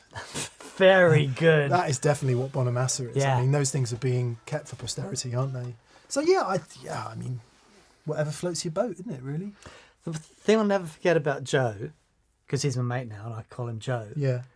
that we're on stage at the Royal Albert Hall. So he's playing the Royal Albert Hall. He's just done sound check. What does he do? Comes up to a guy he's never met before, hands him a 58, and goes, "Tell me the difference. What do you think about feel this neck? Now Yeah. feel this one." And we're sat down. We're just, because he's just so into it. He's like, "Oh, you like guitars too? Check this out." Yeah, and I'm yeah. like, "Ah!" I love that. I love that. Yeah. Good for you, man.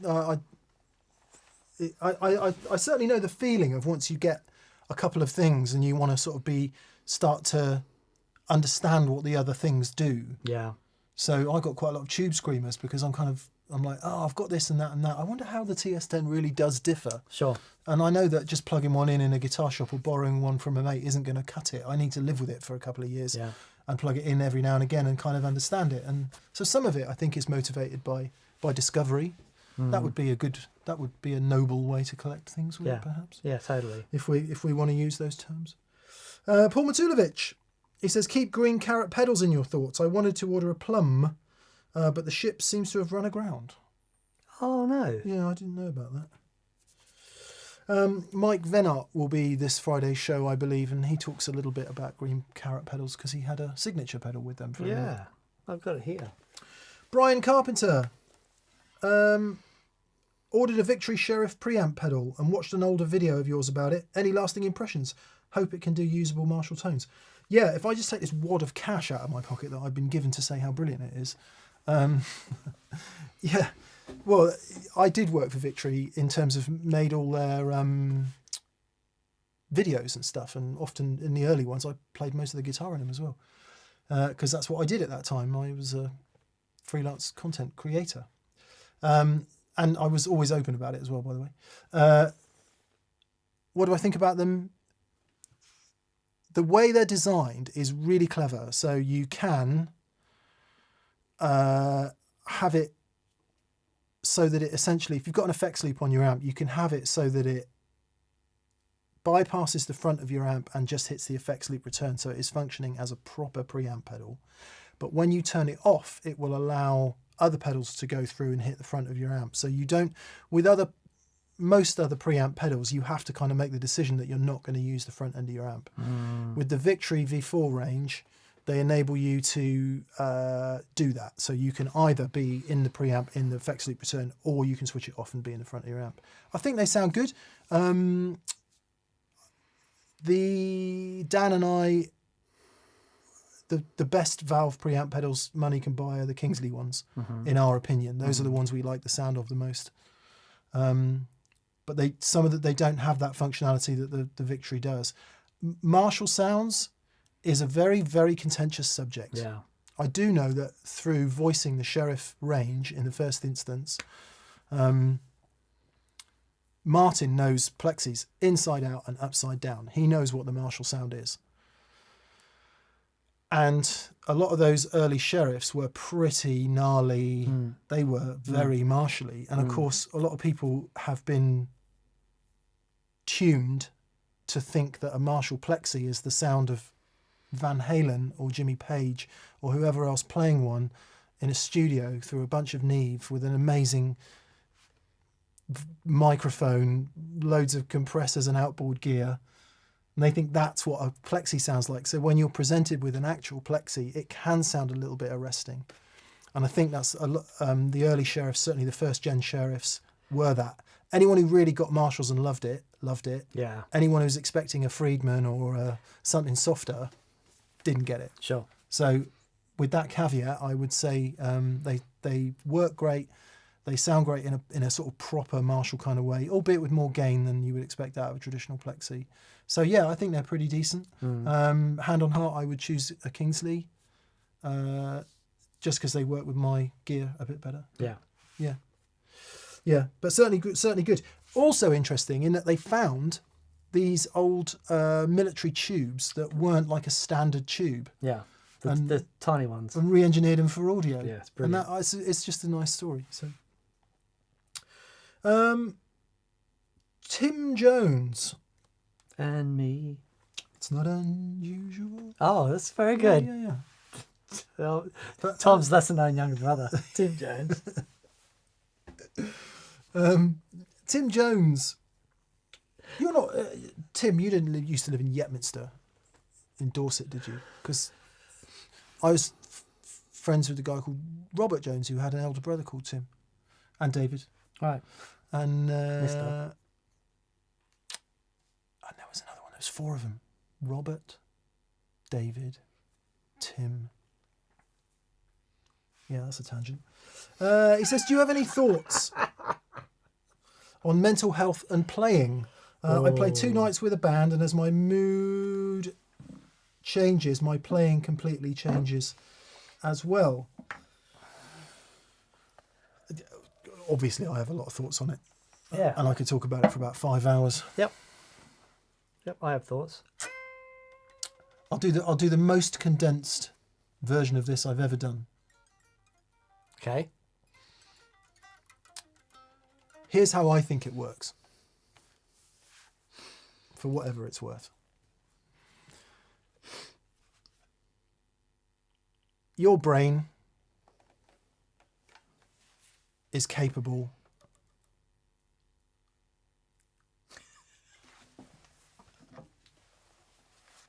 of thinking and of being conscious. And those two things are somewhat separate. When you're thinking, you're in the future or in the past, right? Because you're thinking about things that are in the future or are in the past. You can't think about the present moment. You can only experience it. You can only experience it through conscious presence. I think the reason that things like playing the guitar and being connected work, extreme sports, jiu-jitsu, skiing down a mountain, driving really fast, whatever it is you do, sexual intercourse, anything that happens in that moment that is conscious presence flowing is what's good for your mental health. Mm-hmm. Because you're not thinking about the future and the past and all the projection that you put on the future and the past. So my opinion, and it is purely an opinion, largely informed by Eckhart Tolle, is that the reason that it feels so good when you play, or potentially so bad, is because when it feels great, you're in the conscious presence of the current moment and you're enjoying it and it is flowing through you. And what you will experience in that is that time no longer exists. It is the infinite unmanifested. It doesn't exist. That's my playing. There is no doesn't exist. There is no time. The minute you start going, oh no, I've just made a mistake, or oh, I'm really nervous, or you're thinking. Out of that. You are identified with thought in your mind, and that's when it all goes wrong, and that's where it feels so terrible. And I guess most of us will have had experiences where you feel so rotten after playing because you've been stuck in this thought and you've been Yeah. projecting this thought, and you've been creating this lie, which is a narrative in your mind about how shit it is, when the truth of the matter is, if you just could get in the moment and let it flow, it would be perfect. I said I was going to be succinct. I wasn't. That was pretty good, though. That was pretty succinct, I'd say. For me, it was pretty... Yeah, it's pretty good. So that's how I think it works. Dan? I agree with everything that you said. Yeah, nothing to add, really. I'm happy to go with that. Because you when we talk about connection, that's what it is, isn't it? Exactly that. It's the freedom. Yeah. Taking out the middleman. Yeah. Taking out the thought. And you talk about it all the time. Yeah. When you feel connected, that's part of the role of the gear, right? To get out of the way. Yeah. Yeah. And that finding the gear that helps you get out the way. Because I experience it when I feel connected, and it enables me to be in the moment and just play. And what is fascinating is that I hear things I wouldn't normally hear. I play things I play things I don't practice. Yep. You know what I mean? It's Yep. just, it's there, and you just sort of recognize it. And it's so interesting. But I find that I recently had a pretty full-on mental health journey, and I'm on the other side of that now, but I've gone back to training. I'm training nearly every day, if I'm 7 days a week most of the time. Yeah.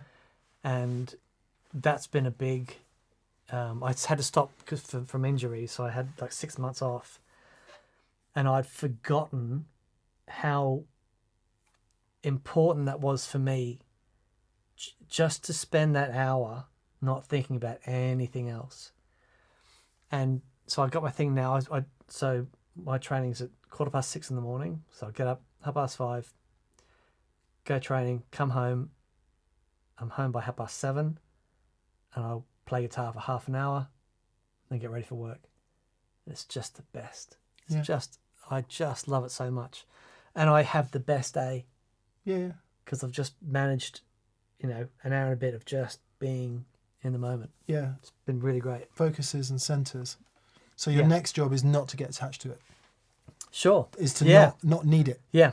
Is to enjoy it for what it is and not hang your hat of, if I don't have this, it will be bad. Yeah, sure. That's the next Totally. step. Yeah. That's bloody hard. I think that, like, for me personally, it was the stopping the training didn't result in my experience, but not doing it didn't help. You know what I mean? Yeah. I guess to bring that all round is that we would hopefully all agree that playing guitar, if you can connect with it and it can put you in a place of experience and presence, has got to be a good thing for your overall general mental health. Absolutely. Final thing on this, I've been talking about mental health so much recently with various people. I watched a documentary on the Invictus Games. Oh, okay. I've heard about that. Absolutely superb TV. Right, wow. And it is very, That's very... with Harry. Yeah, it's incredibly moving to see these people who have literally been through hell and have come back, and the sense of purpose that doing something as simple as archery or whatever and taking part, the sense of purpose that it's put back in their lives is so moving. And what a lot of those people say is that whenever we talk about mental health, we always talk about it in negative terms. Like, you're like, oh, it's like mental health. And you kind of whisper it because you don't want to talk about it to anyone because they think you're weird. We talk about physical health all day long in absolutely positive terms, that it is the right thing to maintain your physical health through good diet, bit of exercise, go for a walk. No one's worried about talking about that. If the mental health discussion could be pushed into that world and say, yeah, I actively do things to have good mental health or to maintain better mental health. Yeah, so that's important. where the discussion should be. Yeah. I mean, I think we're moving in that direction. Yeah, I hope so. Because 50 years ago, if you'd said mental health, they probably would have just locked you up. Yeah. But to take away any of the stigma of, from, because one of the wonderful things about friendships, how weird is this? There's a survey came out that said if you smoke a packet of cigarettes a day, Yep. but have friends, you will live as long as someone who'd never smoked and doesn't have Doesn't friends. have any friends, yeah. So actually having friends in your life where you can communicate and talk to about this stuff is Yeah. really, There's also really important. another good TV show on about this geezer's gone around the world in all the places where people live the longest. right. And the one place, I think it's Okinawa, maybe in Japan. I actually read a short book that he wrote, but daily communication, positive relationships with other humans. Man, Literally next one down the list from trying to eat something decent. yeah, it's so important. Yeah, I yeah. think, you know, one of the most important things in that I've gotten out of TPS, you know, this is all amazing, but our relationship that has been,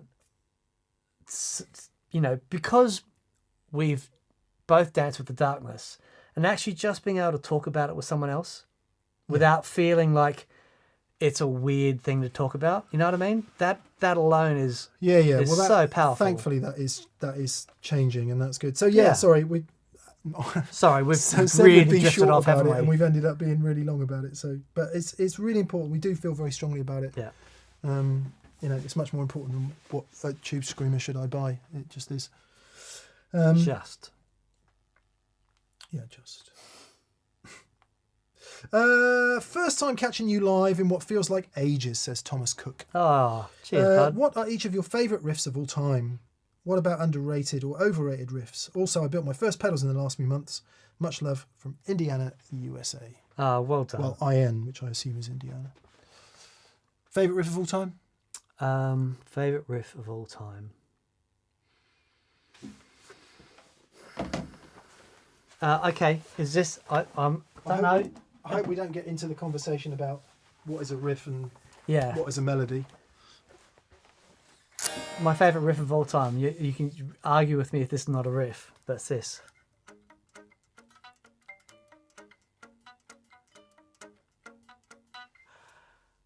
I'll never forget hearing that for the first time. Is that your mate, Dave Gregory? That's Andy Partridge. Yeah, but it's that Yeah, band. it's that band. It's Why can't I XTC. remember the band? Yeah. And I was in a music store with Andy Partridge, and I just picked up a guitar and I thought, because I was playing that song, and then this gorgeous young woman comes up to me and says, "Oh, I'm from Swindon, and I know XTC. I was actually in a band with Barry Andrews, and now And that's- 24 years later is now my wife." So Barry Andrews was the original keyboard player in XTC. So, but I've just. Andy's approach to songwriting has always blown my mind, but it's so simple, but it says so much. I just love it. So that's, if that's a riff, but I love that. Mine is.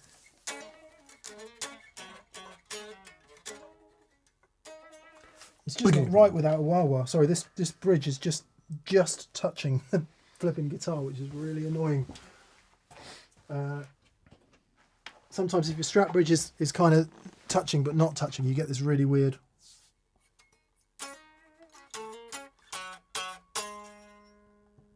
Yeah, right. Where it's almost touching but not quite.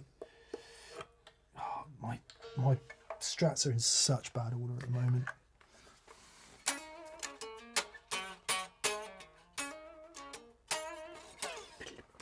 That's my favourite riff of all time, Very good. especially with the wah wah. Voodoo Chart by Jimi Hendrix, in case I played it so badly you couldn't work it out. Yours? I don't even know if I play it right either, but when Jimmy plays it with the wah wah, and the sound that comes in after that is just evil.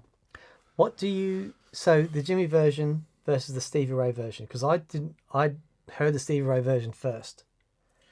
I've told this story many times. I got into Jimi Hendrix via probably Mike McCready from Pearl Jam and John Frusciante from the Chili's. That was my route into Hendrix, and even though I was a massive SRV fan before that, I hadn't really connected with Hendrix through SRV because it was so different. Yeah. So I thought SRV was so far million times better than Hendrix. Yeah, sure. Because to me Hendrix sounded slightly out of time and out of tune, and it didn't swing. And then as time's gone on, I can't even play the Stevie Ray version of Room Control. Okay, that's because amazing. I love Hendrix with words I can't, that I don't even have as someone who used to work with words. You know, so isn't that interesting though? That I you love can Stevie Ray flip? for what he did. Yeah, absolutely. But I've experienced that, like how you can be so incredibly into an artist, but then you go on a different journey and then come back later. It's like, oh, I'm hearing that very different now. Yeah, I mean, don't get me wrong. I listen to Texas Flood all day long. Yeah, of course. Live at the El Macambo, and the live version of it is scintillating and it's amazing. To the performance and the tone and everything, but in terms of, I mean, nothing eclipses Hendrix. Yeah. We were having a conversation with Simon in the car about rock bands and people who actually rock, and what you've actually got to bring to the table to be able to do that properly. You know, and you watch, like Live at the El Macambo is one of the most compelling live bits of footage I've ever seen as to this is how you bring it. Because he is so on fire. Doesn't go anywhere near doing it justice. But then you see, when you watch Jimmy come out on stage, and he, from the moment he puts his foot on that stage, he owns every single person there. Yeah. You know what I mean? There is, you don't actively listen to him. You are just, he pummels you into submission. You know what I mean? He's absolutely, such a force. And I didn't sort of recognize that until much later on. Yeah. Well, you like you say, you do develop, don't you? And you learn to hear things differently, and that's when you realize that it is a journey, and it's all good. It's all good. Whatever you're into, be into it, and be completely into it. Sure. Yeah.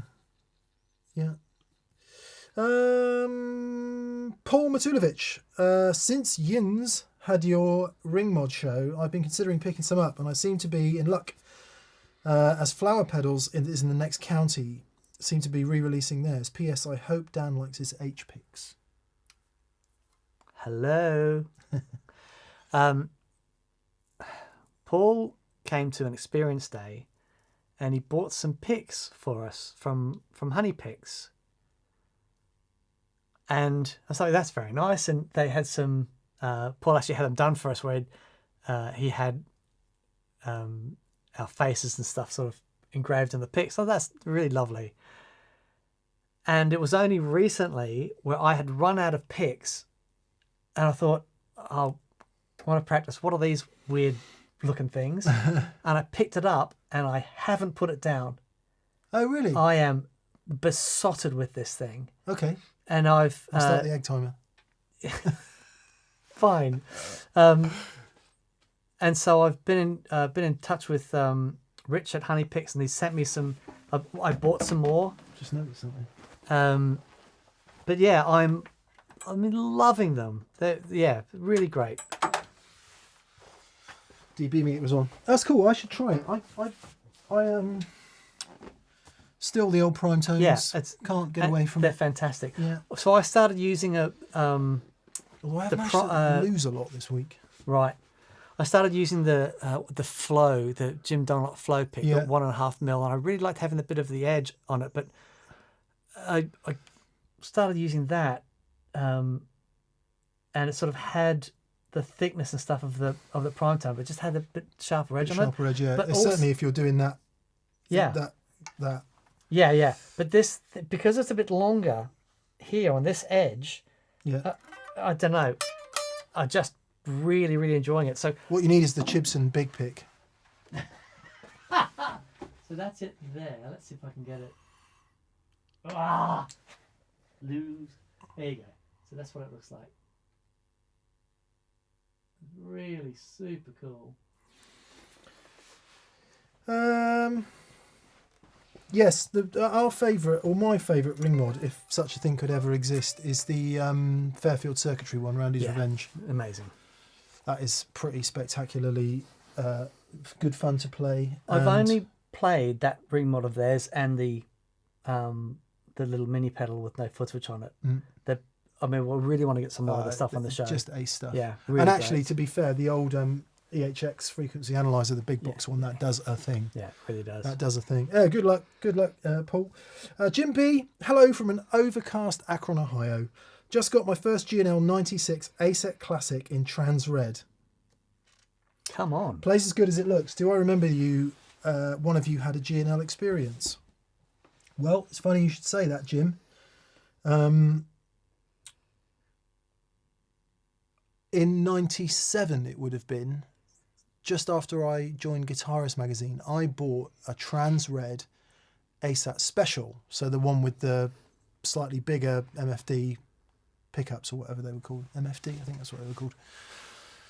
And that was my main guitar for ages, and I loved it. And the only reason I stopped loving it was because it had this finish that was so thick, it was like glass.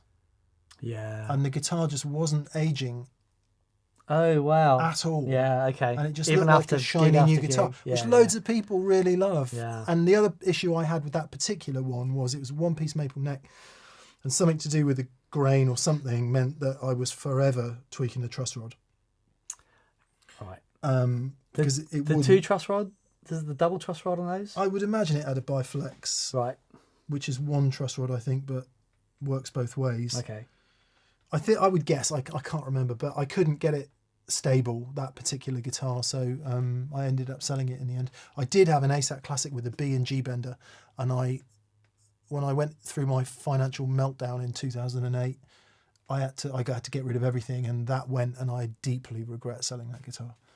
Not that I don't regret, but So, D&G bender, was that strap button, front Oh, strap was- button and back strap button.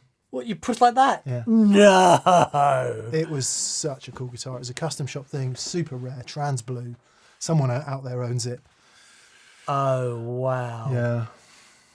Yeah. Oh, man. Yeah. But, I said I regret it. It's one of those things that happens in life that makes you appreciate what happens next. Yeah, totally. Lovely guitars, always play well, I think. So many things about the guitar I shouldn't have liked, given the things that I say I like, which is all bullshit, but anyway. Ceramic magnet pickups. Yeah. We've got one here, actually. And Somewhere there's one kicking around, an Yeah. ASAT Classic. And it sounds great. It really does Yeah. sound good. Yeah. It's a great sounding Especially guitar. recorded. Yeah. Every time I hear it played back with something, it's like, yeah, man, that's wicked. Yeah, enjoy that guitar, man. Enjoy that. Zachary Allen. Hello, Zachary. Hey, Zach. Howdy, D&M. I'm having an issue with my jam wacko in the first spot of my QM8, and I presume that means Quartermaster QMX. Right. I get tone suck with the loop on and the pedal off. Doesn't seem to happen with my original Crybaby. Any thoughts? So it's really hard to troubleshoot something like this not being there. It could be a patch cable. 99% of those issues Our patch are cables. patch cables. It could be, I don't know if there's anything else you're running before it. Yeah, I mean, if you... That is a fantastic question. Yeah. So it might be to do with either the input or the output impedance of the wah. Yeah. So it's really interesting. We did a show a couple of weeks ago. Actually, no, it was come out last week, where I had the Eternity, the Love Pedal Eternity on, which is basically a tube screamer with the buffers removed, and so it becomes very reactive to what's going on with the inductance of the coils and the impedance relationship between the output of the guitar and the pedal. I did a mod to a Crybaby and removed just a straight normal Crybaby and removed the buffer from the Crybaby, and the wah just came to life. However, it was a lot more susceptible to just not. It didn't work in every single situation, and one of the reasons that there are buffers involved in those things is because it just makes them more stable. However, I found the way that I used the wire that it worked great, and I preferred it without the buffer in. So, yeah. What I was looking for in here was to see if there was any sort of switch that made it true bypass or buffer bypass, yeah. which could have pointed towards the answer. But it might just be that something to do with the input and output impedance of this changes when it's bypassed or out of a loop. The other thing to try is to take it out of your QMX and put it right on the front of your chain. I mean, that shouldn't make any difference, but that's how I run mine. I always put stuff on my board. I use the Wacko, it's my favourite wah-wah.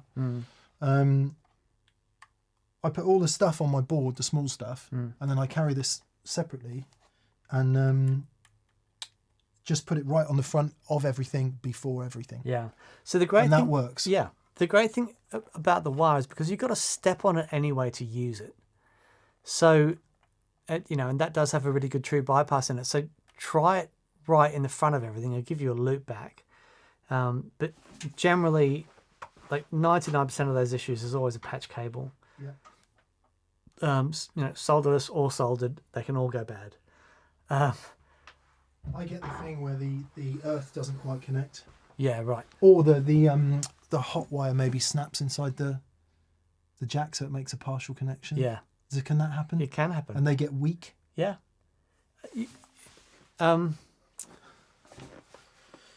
Cold joints and that sort of stuff. It's a. But he's saying it doesn't happen with his crybaby, so yeah, it's so something to do with the bypass state of that. Yeah. Of that thing. Yeah, it's so interesting, that stuff. I want to know what the output impedance of your crybaby is, of the Wacko is, and how different they are. Because I'm going to make a prediction that the output impedance of the crybaby is lower.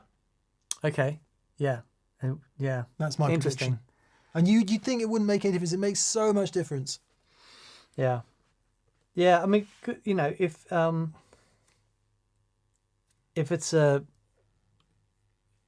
you're still having questions about it, just get in touch with support, and we'll have a look at it for you. But check for example, let's say you've got a Duff patch cable on the output. If you've got between the pedal and the return, if you've got a low impedance pedal, which most of them are, like your Crybaby, and the connection isn't that great, but the Crybaby, the output impedance is low enough to push past that, let's say you've got a bit of resistance to ground and you're losing a bit of top end. If the output impedance is low enough on the Crybaby, it'll push past that and you won't notice it. If the output impedance on the Wacko is higher, it won't drive that connection if it's bad. So, that is one of a number of things that it could be. But yeah, get in touch, we'll sort you out. Audio Phil's Society. Hello from Austria. Hello, Lovely. Audio Phil. Hello, I'm just Audio going to Phil. check. Actually, one thing I haven't done is checked if we've missed anything. Yes, no, sorry. Sometimes BV sends me things that I've missed. And I haven't missed. Oh, I've just got a text from Neville. Oh, lovely. How's he doing? He's doing great. I haven't spoken to him for ages. Funny enough, Ainsley and I were talking about him at the gig, saying we haven't heard from him for ages, and that's nice. I shall chat with him later. Very good. Yes, hello, Audiophile Society from Austria. Lovely. Sean Finch. Hello, Sean. He says, welcome back, fellas. Looking forward to seeing the show again. It's a good one this Friday. Probably Mike Venart. Awesome. Probably Mike Venart. Dan's also done a vlog with Dave Kilminster and the Roger Waters pedalboard build. Yep. Which is good. I haven't watched it yet, sorry. It's fine. I vowed not to do any work in my 2 weeks off. Good man. Good man. Yeah, and went to see him at the O2 in London and got on stage and had a tour around his rig and had a really super interesting chat to him. He's a really fascinating guy, phenomenal guitar player. He's been playing for Roger for 17 years now. He was, if you don't know Dave Kilmister, when Roger did the Wall tour, Dave Kilmister was the guy on top of the wall playing the guitar solo. That's him. Epic guitar player. And David also played for Stephen Wilson, who is coming in on Wednesday, which would be awesome.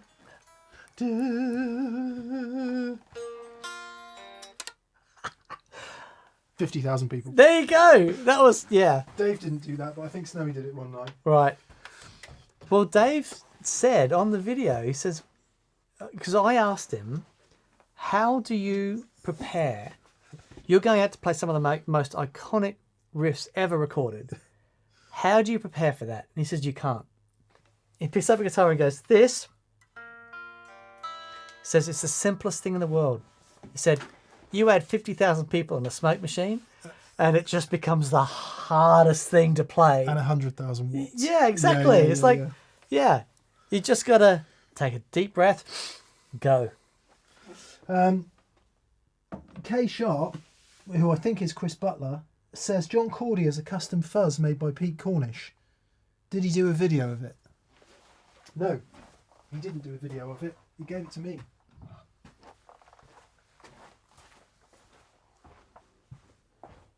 Oh, wow. Not to keep, but to have a little bit of fun with it. So good.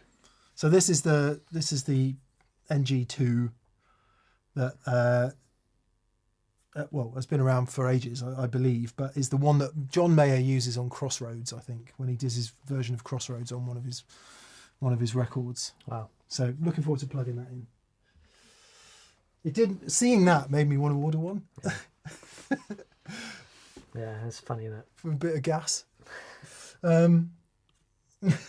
Albus Band. Aaron, hey mate, he says, Hey, mate. Big Bottom's got me out of my mind. How could I leave this behind? Good day and welcome back, Leggins. He says, if everything smelled the same, what smell would you want it to be? I'll go with Italian beef. Love you. It's the best question, man. Ah, that's very good. So everything smells the same. What smell would you want it to be? Ocean.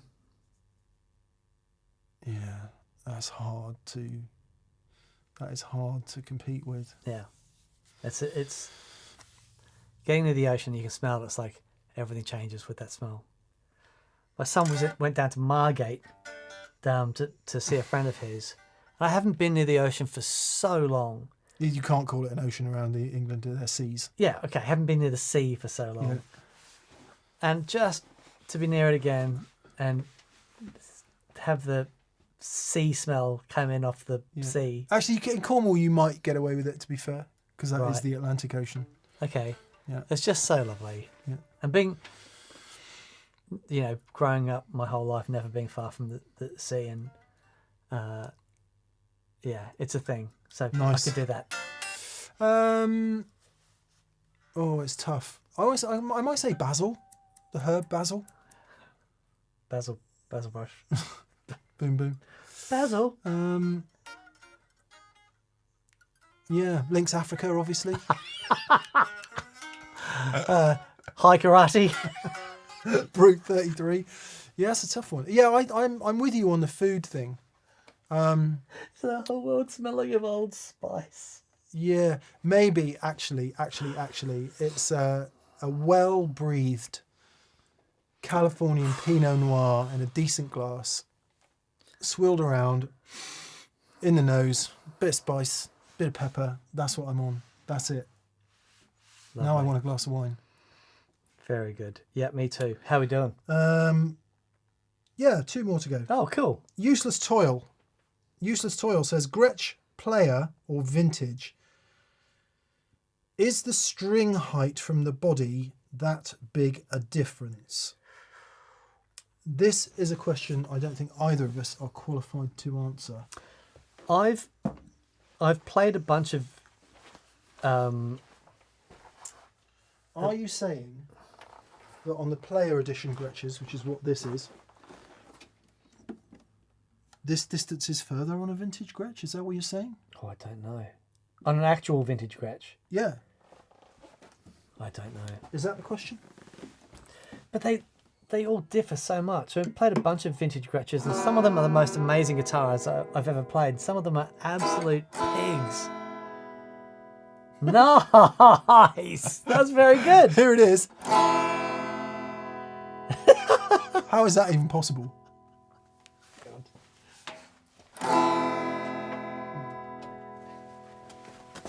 You play? I tell you how it's possible. You I've play. worked out how it's possible.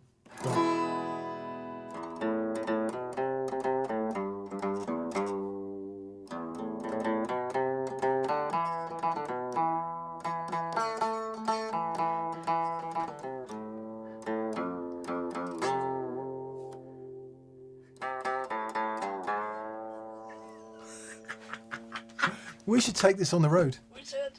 I'll tell you how that's happened. How's that happened? This guitar has moved. It was in tune, and something's moved. It's sharpened, and that's putting it back into tune by the strings stretching back at the exact rate they have stretched. Okay. So they've stretched because the guitar's moved in some sort of atmospheric condition, and this is unstretching them by the exact amount that they have stretched. Tell that to all your science friends. Okay. Yeah, that bridge is pinned, so there's no way that's moving forward. No, the neck Interesting. would have moved. Interesting. Because all the guitars have gone sharp in here, have you not noticed? Yes, they have. Yeah. Which means they're shrinking, does it? Which is bad. It's shrinking. Anyway, whatever. Or just come out of the shower. So I'm sorry, Useless Toil, that we don't really understand how to answer that question because we don't have enough experience with vintage Gretches. But all things being equal, if you can get a vintage one for the price of a player, so the vintage one is going to come with some issues depending on how vintage it is. Yeah. See, I would always go with the vintage guitar, take it to someone who knows what they're doing and have them fix it up so that it works great. Because I am strongly of the opinion that vintage guitars are generally better than new guitars. Or at least I can connect with them more. But that doesn't mean all old vintage guitars, because some of them are total dogs. Yep. So I think it's the age-old, you've got to play it You do. and decide whether you like it or not. Yeah. Because the great thing about the modern Gretches, we've got two of them. We've got, well, they're both there. One's a 6120 type, it's actually a 6118 anniversary, anyway, blah, blah, blah. And the other one is a Jet, and they're both player series, and they're both rock solid, and they both sound awesome, and you could take them anywhere tomorrow and play them and have no problems. Yeah, and totally. that's worth quite a lot, I think. Yeah. That Jet in particular is a flipping great guitar. Yeah, it's incredible. Such a great guitar. And of course, if it's an old one, it'll be nitro probably, and the new ones are all poly, unless they are out of the custom shop. And some, I think there's a very, very small number of Japanese ones which are nitro, but most of them are poly. If you care about such things. Charlie Birchall, I was in a studio with him. I'd done some work for him, such a sweetheart. And I bought that Gretsch down for him to have a look at. And then he opened up his guitar case and took out this old White Falcon. And he had a bunch of them down there and said, check this out. And it was the most amazing guitar, but the bridge on it was the weirdest thing I've ever seen in my life. It was like, it was bouncing inside the guitar. You could flick it and the whole... I've never seen anything like it before. Wow. It was really, really weird. But apparently that's, for a period, that's how they used to do them. Yeah. Wow. Wow. David Burke is confirming, thank you David, saying, yeah, that's what they're saying about the Gretsch. It's due to the way the neck is set in the body. Apparently on the older ones, it's much higher. Right, than the okay. vintage spec ones. Right, wow. Yeah. Well, it all matters, doesn't it? Let's not forget about that. So, yeah.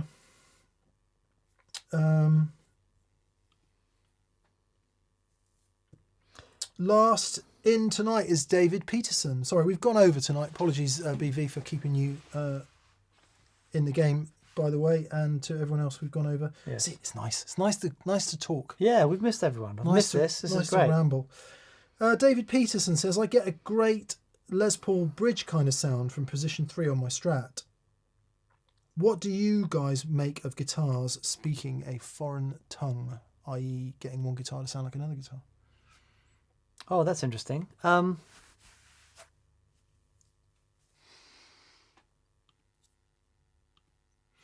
Yeah, I've never tried. It's an interesting thing to do, but I've never gone, okay, what I need now is for my telly to sound like a Les Paul. But you can do things like telly bridge pickup, wind a bit of the tone off, and that can do an approximation of a darker sounding humbucker. But yeah, if you can get more sounds out of one guitar, fantastic. On my Strat, I've always done it before I had the old Strat, I would have the bridge pickup wired to the tone control so that you could just roll that off a bit. Yeah. And then it would get a bit darker and thicker sounding, add a bit of extra gain. And that was the sort of pseudo humbucker sound that I would use. Worked pretty well. Yeah, middle pickup, I guess I could see that. Might be a bit dark maybe, but if it works, it works. Yeah. If it works, it works. Before I had the old one, I never used the middle pickup, ever. Didn't really care for it. On the new one, I use it quite a lot. Oh, sorry, on the old guitar, I use it quite a lot. Right. It's a sound that I like. If we're going to do this for 24 hours, I'm going to need a cushion. I think there'll be a lot of standing up. Okay. Yeah. Are you starting to find the stools uncomfortable? No, I'm fine, but just after 24 hours. They are a hard top. Maybe we could think about new seating. Lazy boys. Oh, come on. What we should do is we could have lazy boys and put the cameras up there a bit. In a reclined. I know what we should get. A couple of those, what's the dude's name? Brothers. Eames. And Eames lounge chairs. That's what we should get. An Eames lounge chair. You know what an Eames lounge No. chair looks like? It's the most famous chair of all time ever. Okay. It's not as famous as a lazy boy. What? Why A Barker lounger. Chesterfield. is that? I'm in. That's beautiful. £7,800. Yeah, that's for a new one. I mean, the old ones are obviously a lot more than that. Gonna be. Wow. Yeah. Wow. Look, I've clicked accept cookies. For those of you who don't know what a Eames lounge chair looks like, it looks like this. Oh, that's nice. Yeah, and you can get repro ones. Nice repro one for about £1,000. Right. But this is the. These are the fully licensed ones made by Vitra, and they're about £8,000 Far out, man. for a chair. See, everything's expensive when you get the top of the tree. Yeah. So I think get a couple of knockoffs, and we could. That would work. David Peters says maybe TPS hammocks. That's more than our budget. The falling out and the snapped guitars would be hilarious. Christopher Butler is worrying that he's getting blocked. You haven't been blocked, Christopher, and apologies we've missed your question. He says, will we be seeing John Cordy anytime soon? Yes, we are going to get John on the show. We just need to work it out and have him in and figure something to talk about. But it would be great to hang out with John and get his insight on a few things and see if any of his unbelievable playing could rub off on me and Dan. Yeah, it would be lovely. Would be lovely to talk to John. Who's the there's a young slide player on Instagram who's just there's a couple. There's Dylan Adams. Dylan Adams. Yeah. Far out, man. I've been watching him a bit lately. Yeah, he's brilliant, isn't he? Where's he from? I don't know, Shire. Somewhere. Okay. Yeah. But he's not in the UK though, is he? I think he's American, yeah. Yeah. Certainly plays like an American. Yeah. There's a contentious subject for you. This guitar is loud. Erwin Maldonado says, wonder if Joyo make an Ottoman chair.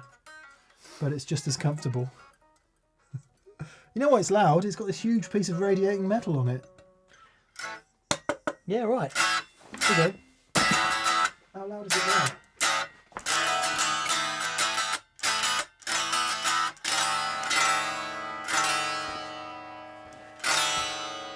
Wow. Wow. Derek Trucks leaves. He's taken all his cobblers off, but he leaves that on there. Oh, wow. Okay. On one of his old guitars. Anyway, right, we've gone way over. Thank you so much for being with us today.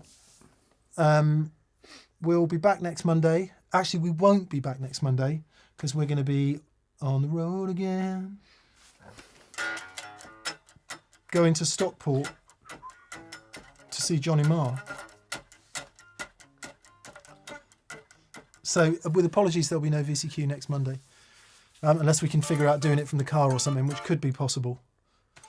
But at the moment, there won't be one because we are going to be travelling to Johnny Marr to do on Tuesday, which is going to be a wonderful day. Where are we going? Stockport. To see who? Johnny Marr. Johnny Marr. I just wanted to hear you say it again because it's which happening. Is going to be great. And we got Stephen Wilson coming in on Wednesday with his guitar player Nico Tsonev. Nico, yeah. That's going to be pretty awesome. So it's been a great way to return to TPS. Yeah, it's really lovely. I'm really loving having the guests on. I'm learning so much. I learned so much today. Far out, man, I learned so much when Mike Van Out was in. Yeah. That was astonishing. What a fascinating, just truly gifted musician, but someone who really brings the rock. And then going to see him live with Empire State Bastard, far out. Dude, you should have seen Simon on stage. It was just really so powerful. I get scared of music that heavy. Check it out. So I was there watching Russian Circles, and they were heavy. I've reached out to them, and hopefully, because I'd love to get him on the show. Fascinating guitar player, but like super heavy, right? Super loud, and we're all packed in there watching Russian Circles. Turn around, Zach's maths teacher has stood behind us. It was brilliant. Awesome. Zach's like, hang on, hello, sir. It's great, really great. Groovy. Marcus Reeves says, look up Pink Guitar Project if you're serious about a 24-hour show. Oh, I see, yes. As a charity thing. Potentially. Good. David Burke says, pop round to mine in Manchester and I'll make you both a brew. I can even give you TPS-themed mugs. As we discussed earlier, David, we know it's just water with brown grit in it. We know that's what you Northerners drink instead of tea.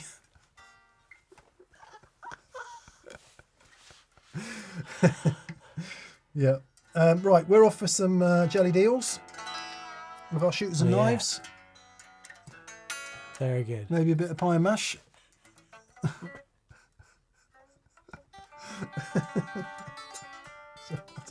don't know, it's been a long week. And we'll see you Friday with Bobby Two Shirts has bitten my American bait. That's an interesting question. How does one play American versus somewhere else? Sincerely interested. I think American guitar players who play in my idiom of blues, country, have it. What are you saying? I don't have it. No, I think they have it. I think they have it.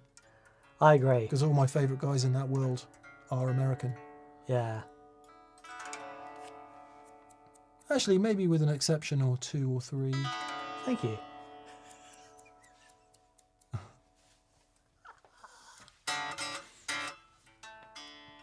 Yeah. Yeah, it's an interesting question. Okay.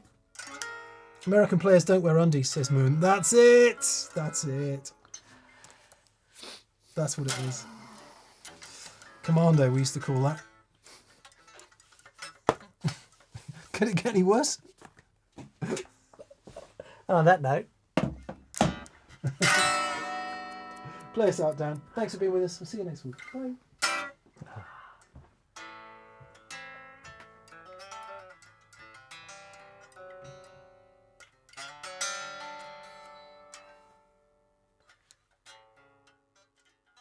Yeah, mate, do you know any Celine Dion?